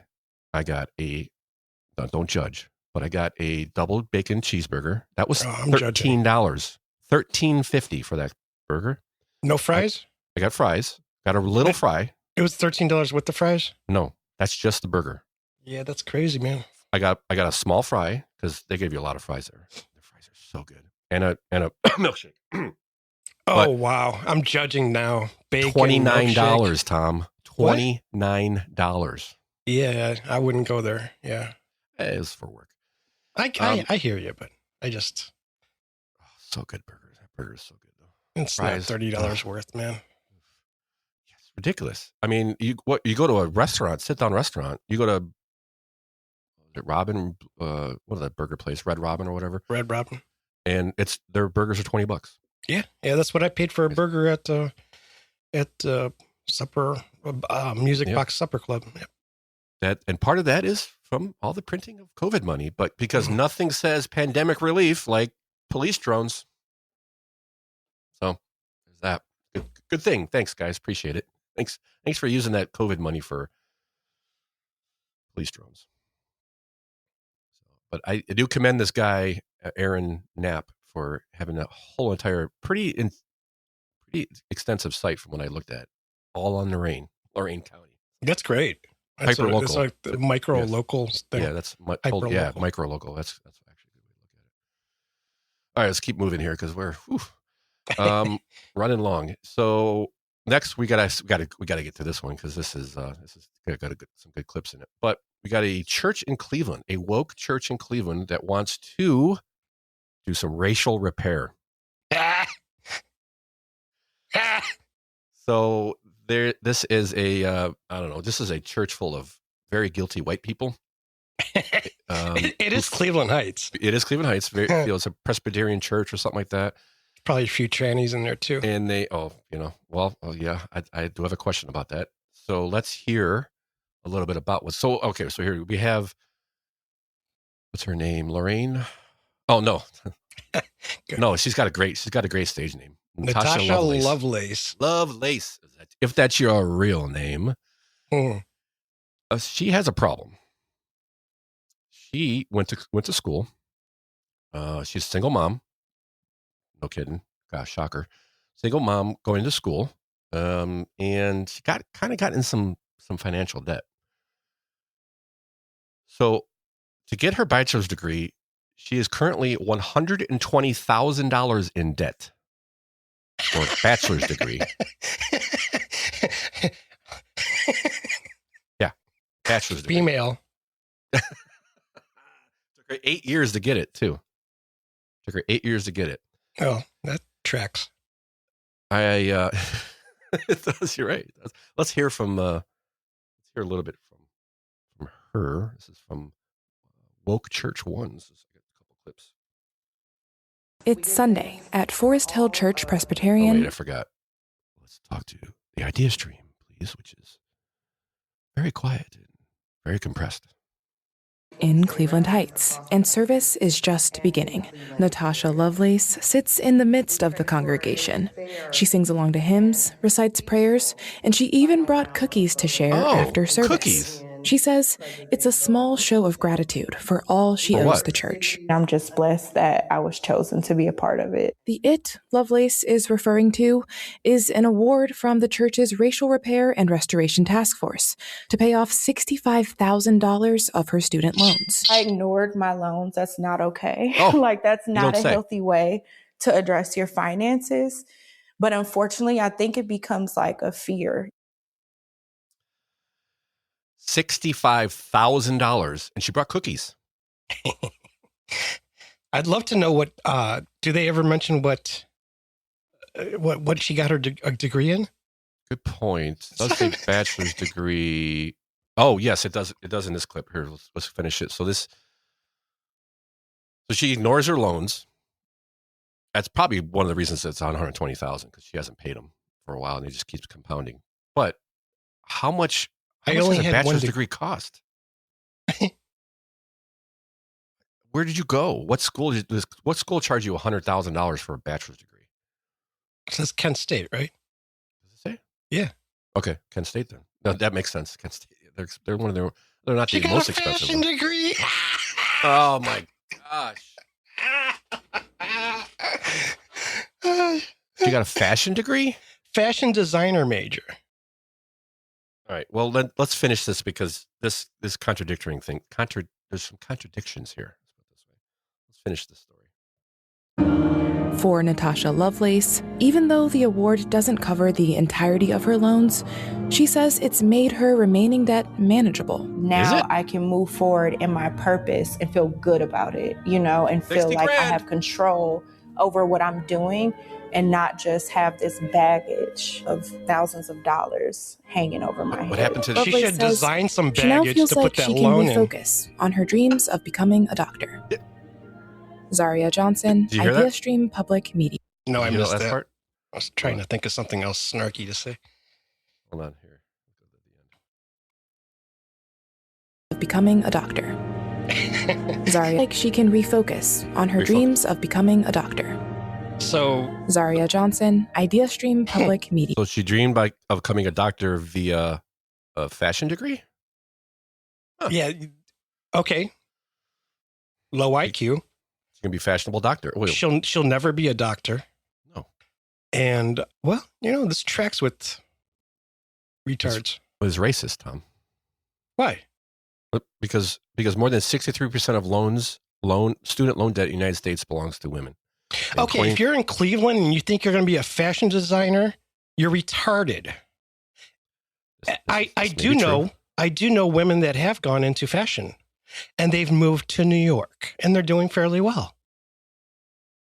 But Tom, in New York, you got to make like $200,000 to have a 1-bedroom. But black women tend to have a higher levels of debt after graduation and accumulate higher rates of interest during repayment. Maybe because they don't pay it. Maybe you have higher debt because you stop paying it. Maybe you have higher debt because you have low IQ. And yes, because I don't know where to go with this. I'm just going to pick one. If she had $120,000 and if she was $120,000 in debt and was going for a medical degree, she should be done. Yeah. You should have your practice going already, But a fashion degree, she has $120,000 for a fashion degree. I don't want her as my doctor. Degree. I don't want her as my doctor. If you're not responsible enough to pay your loans back, I don't want you taking care of me as a doctor. Stay the hell away from me. Okay, let's say her loan was, let's say it's 120 because she hasn't been paying. Let's say it was 65. Is that what she said? What they said? That's what they're paying. So, okay, your plan should have been like, yeah, I want to be a fashion designer. That's my dream, which is a legit dream. But you can't do it in Cleveland. It's not something that happens in Cleveland. They have a crappy fashion show. I mean, you get these designers trying to put on fashion shows here in Cleveland, and it's good for when you're starting out, but you gotta get out of town. So there is a very finite number of jobs for this profession, which is, for me, a reason not to go into it or not to get a degree into it, because it's going to be very hard to get a job. I'm not even sure if you need a degree unless you're getting, like, I think a business degree. Well, I'm stepping out of line. I don't know. All I know is that I don't mind somebody going for it. If they're talented, go for it. I think it's retarded to spend $65,000 on it. It should, if it was $10,000, I'd be like, okay. Right. But you should be trying to work in that industry while you're going to school, at least, like, I don't know what her game plan. She had no game plan. She just thought being a fashion designer was cool. She was told over and over again as she was growing up, you got to go to college. You got to go to college. You got to go to college. And now our kids go to college and they come out and they go, where's my $100,000? I went to college and now I got no damn job. I got to work at McDonald's or Panera. Yeah. Maybe that's part of it. But really, what I'm trying to get to is this is racist, Tom. It's racist. Somehow, because of their color of their skin, they have higher levels of debt and they accumulate higher rates of interest. That's what the article decisions. Told me. That's what the article told me. I'm looking at the all picture has to do with racist. I'm looking at the picture of the congregation there, the people in the church. Yeah. It's almost all women. 95%. And there's one guy who's probably has about the same estrogen level as the women. He's barely a guy. Yeah. And that's the problem. The congregation is 95% white, and they're all kind of guilty. So they all kind of feel like they have some guilt, I guess. Apparently, they have to do some race repair. They keep bringing up race repair. Faith and racial repair. Oh my goodness. Faith and racial repair. Let's not try to figure out why more black women have higher debts and higher interest rates. Let's just give them some cash. That'll fix the problem. Because she's all saying in this that, this weight has been lifted off my shoulders and I could just go back. You still got $60,000 worth of debt. What are you going to do about that? I'm going to become a doctor and erase it. I'm going to become a doctor and put another $100,000 of debt on top of that to become a crappy doctor. 100 would be light. A crappy doctor, yes. And I don't even think you could get your degree for $100,000. Probably not. But what about no one mentions the other $60,000 or $55,000 that she has to pay? Is she going to ignore that too? Like she did the other stuff? Although she didn't say what kind of doctor, maybe like a foot doctor or something. Maybe like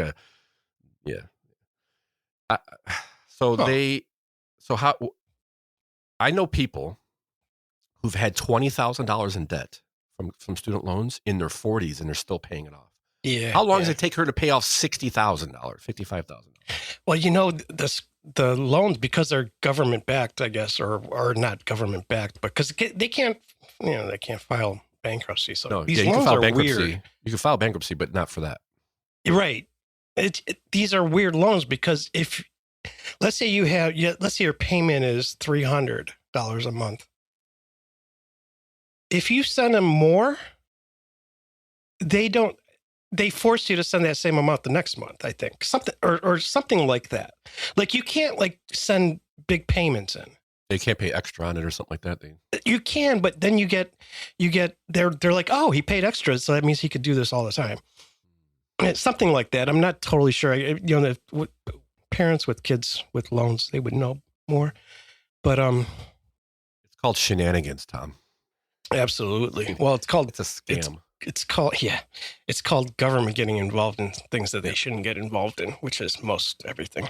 So the question I have to wrap this story up is, what if I identify as a black woman? Can I get some cash? Oh, good point.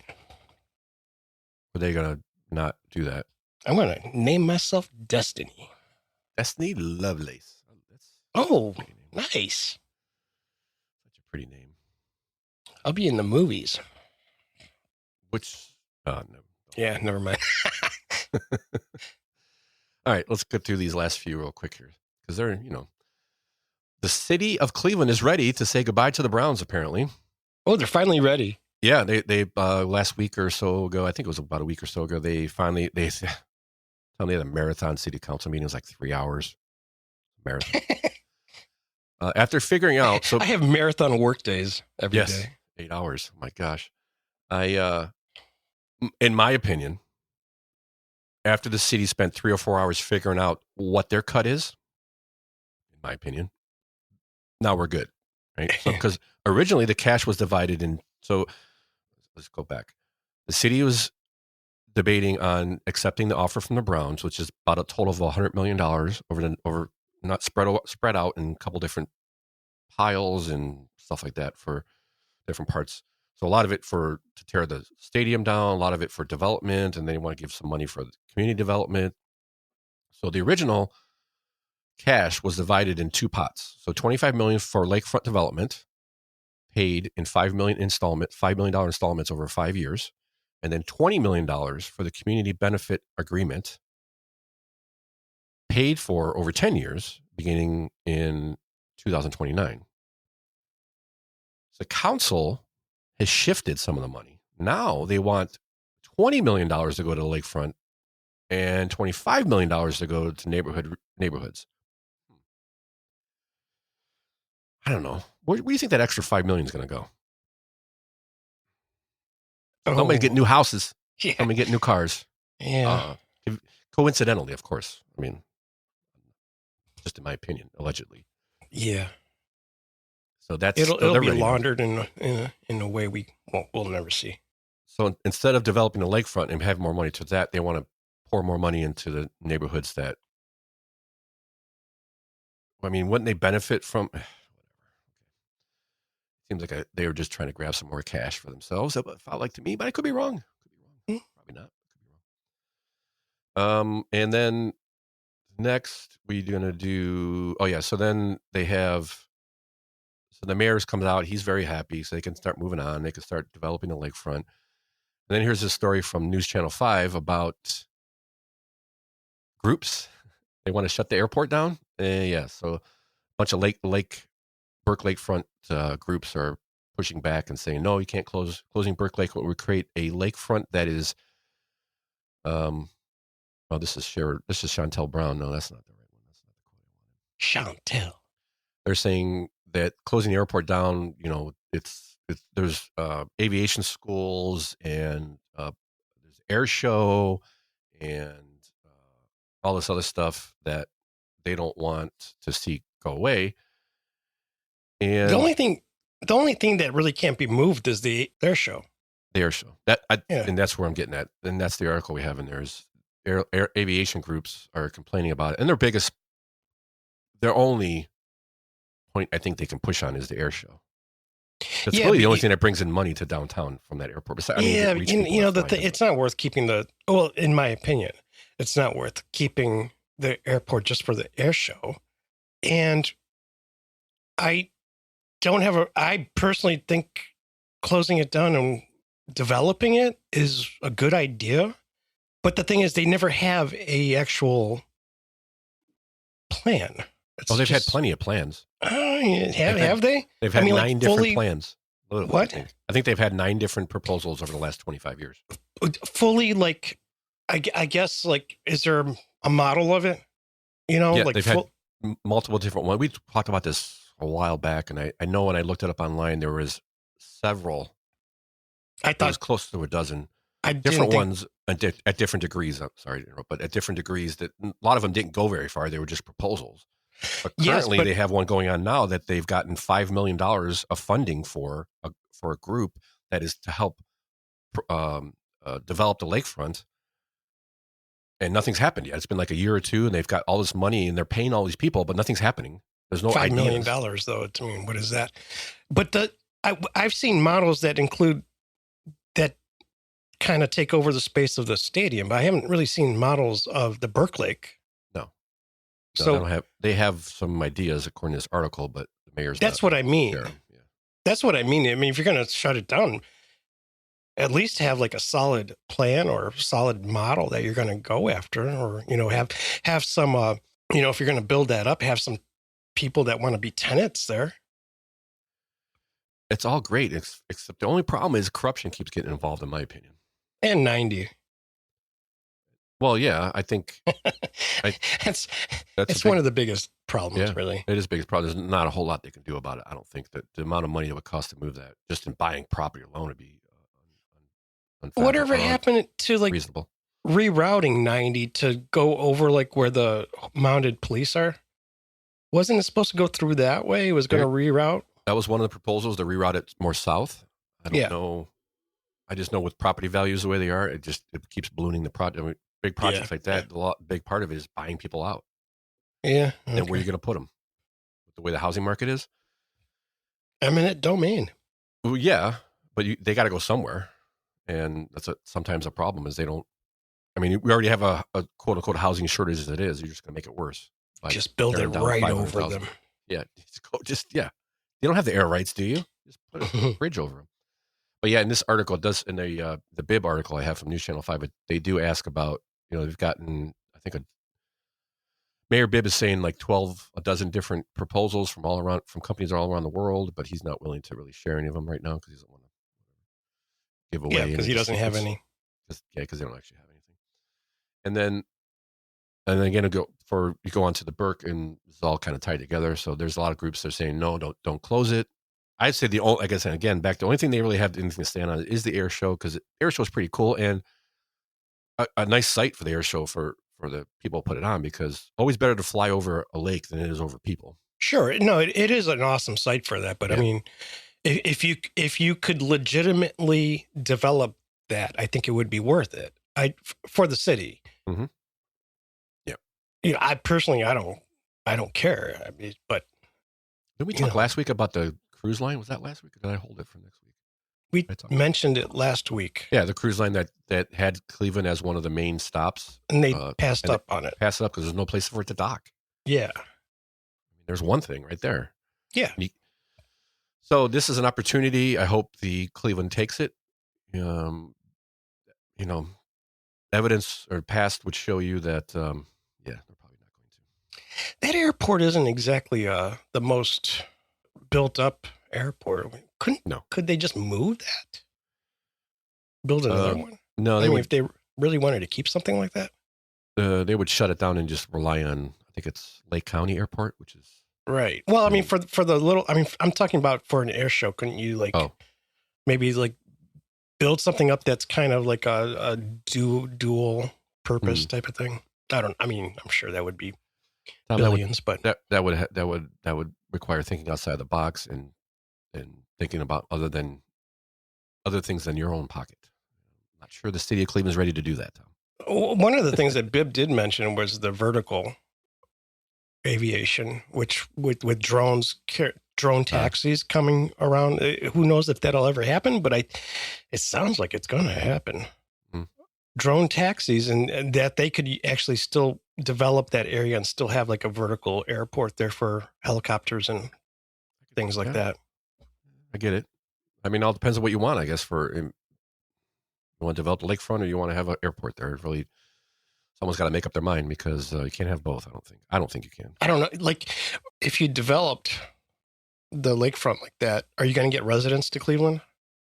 See, there's a lot that needs to go into this. I mean, population has declined. They've built all those apartments there, and I don't know. Are people? I think people move in, but they move out after a couple of years. It's not like I think it was people were excited about it, but it's not, I don't hear people going, "Oh yeah, I want to move downtown." I would say, I don't know. Go drive the lake in like February. Well, there's that. There's that too. Yeah, not a place you want to be. But Chicago does it, right? But do they have housing and stuff right on the lake? Yeah, I guess they do. They have apartments, and high rises and stuff. You can be in a townhouse over there, or what are they called? It's not really a townhouse. They're like those old style, kind of like old style town. I forget what they're called. But anyways, you could just walk to the beach. So they have like people do live downtown in Chicago. Yep. Cleveland's not so much. No, they kind of lost that battle a while ago. Yeah. But I'm not sure for half the year if Lakefront's where you want to be. But I think, and that, what I'm only a reason I bring it up is that may be a reason that people move in and then leave. Like, oh, get one winter in your under your belt, I don't get the hell out of here. I think it's partially that. I think the other thing is once you have kids, you're like, gotta go to. I need a yard. A yard, even it depends on how financially well off you are too. I mean, you could send your kid to private school, but I think a lot of times it's just a school. Yeah. So we'll continue, paying attention and making fun of it as we go. Mm-hmm. Lastly, on our list is one more thing we can have a funny little clip on is, Browns fans are in shock. Oh, crazy. What are they in shock over? Well, they're in shock because Browns put out a survey on what ticket prices could possibly be in the new stadium. And Browns fans are shocked. Let's hear a little bit from this guy, Rich, that they interviewed on the News Channel 5. Rich, and there's another guy in there from, I think they say who he is. But let's see what he's shocked. It's like a money grab or something. I don't know. 3 letters could end this run. PSL. The whole thing kind of feels like a money grab, to be honest with you. So what's Rich talking about? PSL stands for Personal Seat License. That's a one-time fee fans pay to get the right and the obligation to pay for something else. Nice. Season tickets for the same seats year after year. The first PSLs were sold in Charlotte with the Panthers Stadium, Bank of America Stadium. Camp Howell is a sports marketing consultant, part of the team that negotiated with the NFL to make the stadium deal happen. When the PSLs first came out in the early 90s, it was considered a racket. Just a money grab. But they're kind of entrenched now. Oh, so now they're not a money grab. Because they're entrenched. They're not a money grab. Well, they are a money grab, but suckers are suckers. Yeah, and I think the PSL should stand for Pretty Sorry Losers. Yeah, I mean, it wouldn't have been entrenched if people just said no. Yes, that's the key. You know how you stop them from happening? Don't buy it. Yeah. I talked to a guy from Buffalo because they got a stadium opening next year, and he's not buying. He can't spend $20,000 to get a personal seat license for 4 tickets. That is the most ridiculous. Personal seat license. Spend $20,000 so you can spend another $15,000 on the tickets. Or whatever it is, because I did at work one time we did season tickets for the Browns, and I mean there were good seats. There were 5,000. That was a deal because they were trying to towards the beginning of the year as the year came up, they were trying to so they kept coming down on their price. But that's still $5,000, and that was 15 years ago. So you got to spend X amount of dollars, 5, 10, 15,000, and then you have to buy this every game. For any Browns fan, well, I'm sorry that you're a Browns fan, but if you're willing to pay these ticket prices and then a PSL on top of it, man, you're a loser, man. You haven't had a winning team. I mean, like a legitimate team. And I don't know, since Kozar was around. Yeah, they've had glimpses. Well, okay, Kozar, glimpse. What's a glimpse? Kozar. Well, no, I mean, they've had blips in the radar, but they've had no consistent. They've had no, and they bring this up in the article in the news report that, and we brought up Buffalo. Buffalo's going through this now, but Buffalo has a winning team. Well, Buffalo actually has a good team. They have a storied career, or there's history there, they're man. Consistently in the mix. Yeah. When was the last time we were really in the mix? I mean, it's a couple of years ago, but that was one little blip in the radar. It wasn't like Buffalo's in. Do it 2 years in a row, and then we'll call it a legitimate thing. Exactly. So I don't know. I just think it's pretty funny that the Browns fans were shocked because they did PSLs with the other stadium. Yeah, we were like the second or third stadium to do it. Right. And why do they have PSLs? Because I think the number they had was I think Buffalo or was it Cleveland Stadium that raised $250 million. Here, the Buffalo Bills have raised about $245 million from PSLs. That all goes to the owner to pay for the stadium that he's paying for. So he's trying So to. he's not really paying for it. Paying for a portion of it, but yeah. Yeah. Hey, probably not paying for any of it, but then when it all comes down to it. But yeah, and then so you got to buy a license, and they're saying, what did they say? Like between, I think the average price would be about $4,000. Yeah, and it goes from $550 to $193,000. Yeah, depending on for super VIP stuff. Oh.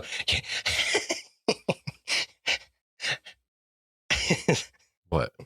What? You're going to pay $193,000 to see shit? Yes. No, that's just to have the right. They have the right to buy the tickets to see shit. Yeah, right. So they averaged Channel 5 averaged it at about median price for PSLs is $4,400 or $4,475. So it feels like a money grab. He says you should the fans that are willing to pay for these PSLs should just or not willing to pay. They should just write a letter to the Browns saying maybe next year. Yeah, try again next year. Yeah, and the sad thing is they'll sell them. And, of course. I know. I sit there and I get it. I used to be a long time Browns fan. I had shed many tears over the Browns, and no more. I stopped being a Browns fan. Long time. I was probably 14, 15 years old. Mm-hmm. I did when I don't mind going to a football game. I don't mind going. Yeah. I enjoy it. But. And I don't want the Browns to do poorly or, I don't have any type of thing like that. But if you're going to pay money or if you're going to ask for that kind of money, you got to put a quality product on the field. Now, the only, I guess, green, grass is always greener. Let's see if they move off that site. It's always been cursed. Now, the Indians moved, and it helped them, but it didn't get them a championship. Well, okay, the Cleveland had a good run without a championship, and that I blame John Hart for that. Actually, for never going out to get that pitcher. He tried. I blame the rain delay in 2016. That's what I blame. Oh well, I'm going back to like 95, 96. Their closest was actually 96. No, 2016. I don't know 96 if they would have just gotten. A strikeout, yeah. If they would have just traded Bartolo Colon for Perez, we would have had a World Series. Probably. A better chance. We were looking for lightning in a bottle, but that lineup with the legitimate number one. Yeah, Chuck Nagy was great, but he wasn't a legitimate. He was a good 3. He was 2, 3. Yeah, but you get what was his name? Why do I Perez? No, he played for Montreal at the time. Oh, well, yeah, but he went to Boston, didn't he? Yeah, but we could have had him. Oh yeah, I know. We had the capability. We had Bartolo Colon in the minors, and they would have given us Perez for Colon. Yeah, and he didn't want to give up Bartolo Colon, and that guy just turned into a fat pig. Yeah, but you don't know that. It's like I don't fault the guy. He made a call. I get it. You made a call. You could have done it. Well, this could be a rant. Yeah. But he made a call during the season where you knew you were going to go to at least the playoffs. You won over 100 games, and you could have done a mid-season trade and given up a minor leaguer for a proven starter who was still very young. You could have kept him for another decade. No, they wouldn't have. Well, you could. I'm saying you could have. I'm not saying you would have. The Indians can't do that. That's part of it. I understand that, but you could have. You got to go for it when you can. But no, John Hart. Yeah. Okay. the most incredible lineup I've ever seen in baseball. Yeah. Yeah, was there a batter? Maybe Vizquel, but I think everyone was over 300 that year. Yeah, I think the only one wasn't Vizquel. He may have gotten 300 that year. He might have ended up there. I think he was around 280 most of the season, but he might have. Everybody protected everybody in that lineup. Yeah. It was sick. Yeah. So we'll see. We'll see what happens. I'm sure they'll sell out the PSLs, and it'll be just fine. And hey, just It'll be a nice new place to have a quarterback controversy like we have every year. Currently having one this right now. Well, if it's not the quarterback, it's the defensive line or the front line, offensive line. No, I think the Browns are on the a rolling quarterback controversy every year. They have every couple of years they have. So right now it's got to get the new guy. Got to get the new guy in. And then when the new guy gets in, he wins the first game. Everybody goes, yes, the new guy. And then he loses the next three games. Yeah. Everybody goes, oh, we're back where we started. So whatever. Yeah. Well, okay. They're gonna lose the what jinx of the old place, the curse, or the what? The curse. That's what. I'm going it may be a plus because of that. Yeah. Okay. Just like Chief Wahoo is the curse. Oh, yeah. Yes. How's that working out? Yeah. All right. On to well, I mean, I guess it has to be on to. Can I pick the right one? Nope. Wrong one. Nope. There we go. Do we have a problem here, Rob? I tried to guess on which one it was, and I totally guessed wrong. Why? Is there a labeling issue, or? Yeah, I didn't label them. No, I got to switch to a different screen. It's a long story. Okay. I should know it's all the way bottom left, and I picked the wrong one. I figured after this first one, I just said, screw it, we'll just go with it. So good things segment. This is a good one. I like this one. So guy wins $2 million on a scratch off. A $30 scratch off, which is quite a commitment if you ask me to buy a $30 scratch off. Good for this guy. Yeah, good for this guy. So it's kind of a good little story. So he goes to his car, he scratches off. He sees that he thinks he wins, and he tries to scan it with his phone, and it won't work. And then he goes into the store, and they say, "Yeah, you won," but he didn't believe him. He went to 2 other stores to have him scan it after that. Same thing happened to my in-laws. They won a good amount on a lottery ticket. Oh, that's right. Yeah. They didn't understand that they won when they went into the store. So he had a choice of $80,000 a year for 25 years or the cash buyout. And as I think most financial people will tell you, take the cash buyout because you don't know if in 20 years you're still going to get that 80 grand. You don't know if you're going to be alive either. That too, yeah. So he took the cash buyout. So he received out of $2 million. The math is just not mathing for me, Tom. So here's the article. The winner decided to go the cash payment. He will receive $728,750. This is the article says, after a 27.125 state and federal taxes. Yeah, whenever you do, it's not only taxes. There's like another thing too. It's always less than half. That's because that's not 27%. Because if you win like $6 million, it's always drops. If you take cash, it drops it down to $3 million plus then taxes. And it's just I don't know exactly how the math works on it, but where did they get to 27.125%? It's more like 60%.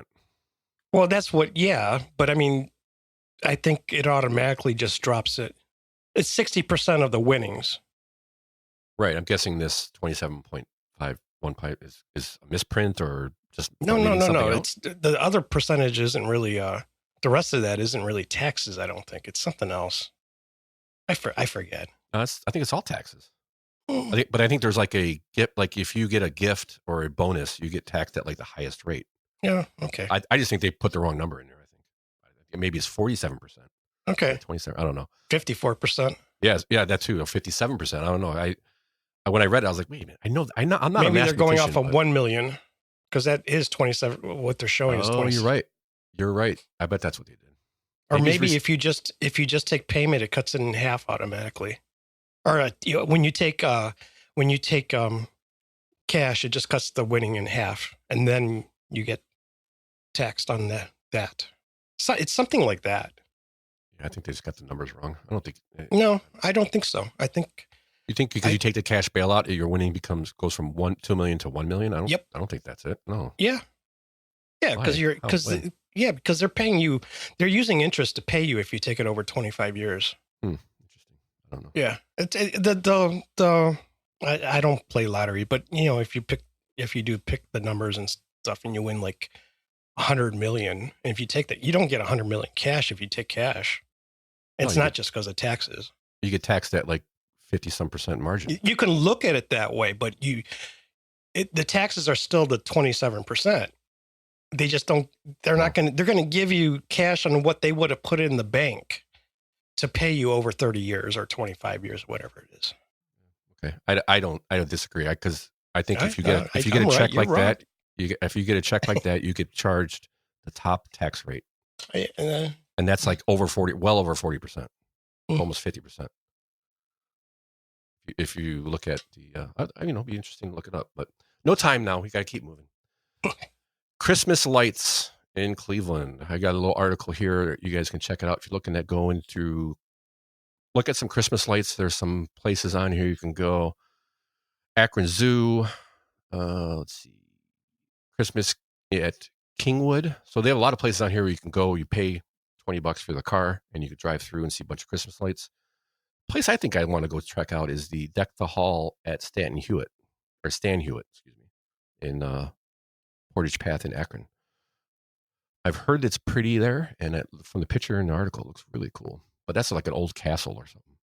Stan Hewitt. Okay, hang on a second here. I'm sorry. I had to look it up really quick. If you win $100 million in Ohio lottery jackpot and choose the cash payout, you would receive an estimated lump sum of approximately $61 million before taxes, which reduces to roughly $39 million. When you win $2 million, you actually don't win $2 million. Well, unless you take it over 25 years.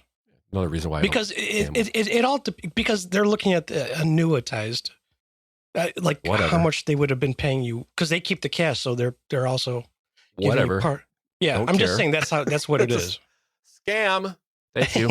Kind of, but yeah. Hey, here's this winnings. You can have it. You can roll the dice and see if we're going to be here, or you're going to be here in 20 years, or we'll give you a partial payment. Yeah. Another reason not to play the lottery. So yeah, check out Christmas lights and see if you got any place you want to go with the kids. That's actually kind of nice. That's always a fun drive if you have a nice like light snowy day. Yeah, and a lot of places they're doing now. They're setting up like the one they had in the article. There's a video from this Fox 8 News. I think Kicking It with Kenny's there, and the one guy I forget which one they interview, but one of these places where they take a bunch of land and make a display out of it. He says it's a year-round thing. He's like by middle of summer they're starting to unpack stuff. Oh, and Jesus! And they do a Halloween, and as they 2 weeks to put Halloween stuff up, and as they do that, they're putting up the Christmas stuff behind it. Well, yeah, they're charging $30 a carload. Oh, I was going to ask if they're charging to see it. Oh yeah, a lot of these places do. They get sponsored. I went to a couple sponsored by First Energy, I forget, out towards North Ridgeville or something like that. It was like 480 and Route 10 or 10 over there, where the turnpike is. And they had it took you 15 minutes to drive through, and kids get to see the kids saw so many lights they were done with lights by halfway through it. Yeah. But you just dropped out when you said the kids got to see a hole and then dropped out. Yeah, it was weird. Oh yeah, that happened at the beginning of the show with me. Cloudflare. Yeah. Must be a glitch. So yeah, you can go and like we went to a couple times and the kids were by the time we got through it, they're like, yeah, I seen enough lights. Can we go home? So, but it's good time. It's a good time to go out and with these kind of things. Yeah, you spend a little bit of money, but you get it one and done. You're out the door. So. Back in the day was when we were kids, you could take a ride through the neighborhood and see all the houses. Really, not all the houses, but a lot of the houses did a nice. Yeah, display. I used to hear word of mouth of where the good streets were and where they weren't and stuff. And usually year after year they would get better and better. Yeah, and you still do that. There's a lot of streets that they literally like everybody on the street does it. Cul-de-sac street. Yeah, and then there was also a couple houses where if it was a nice driving day, you could go see that you knew because they did it every year. And then GE did something pretty cool where they were located. It was down closer to downtown. Yeah. I forget exactly where that was, but they always did a really nice display too. Yeah, I know. I've been there too. Yeah, I can't remember the name of it, but I went all out this year, Tom, with my Christmas decorations for my lights. Cool. Yeah, I open up the app on my phone, and I changed the 2 lights on either side of my garage to rotating green and red. Oh, okay. Yeah, crazy. You change them both to red, though.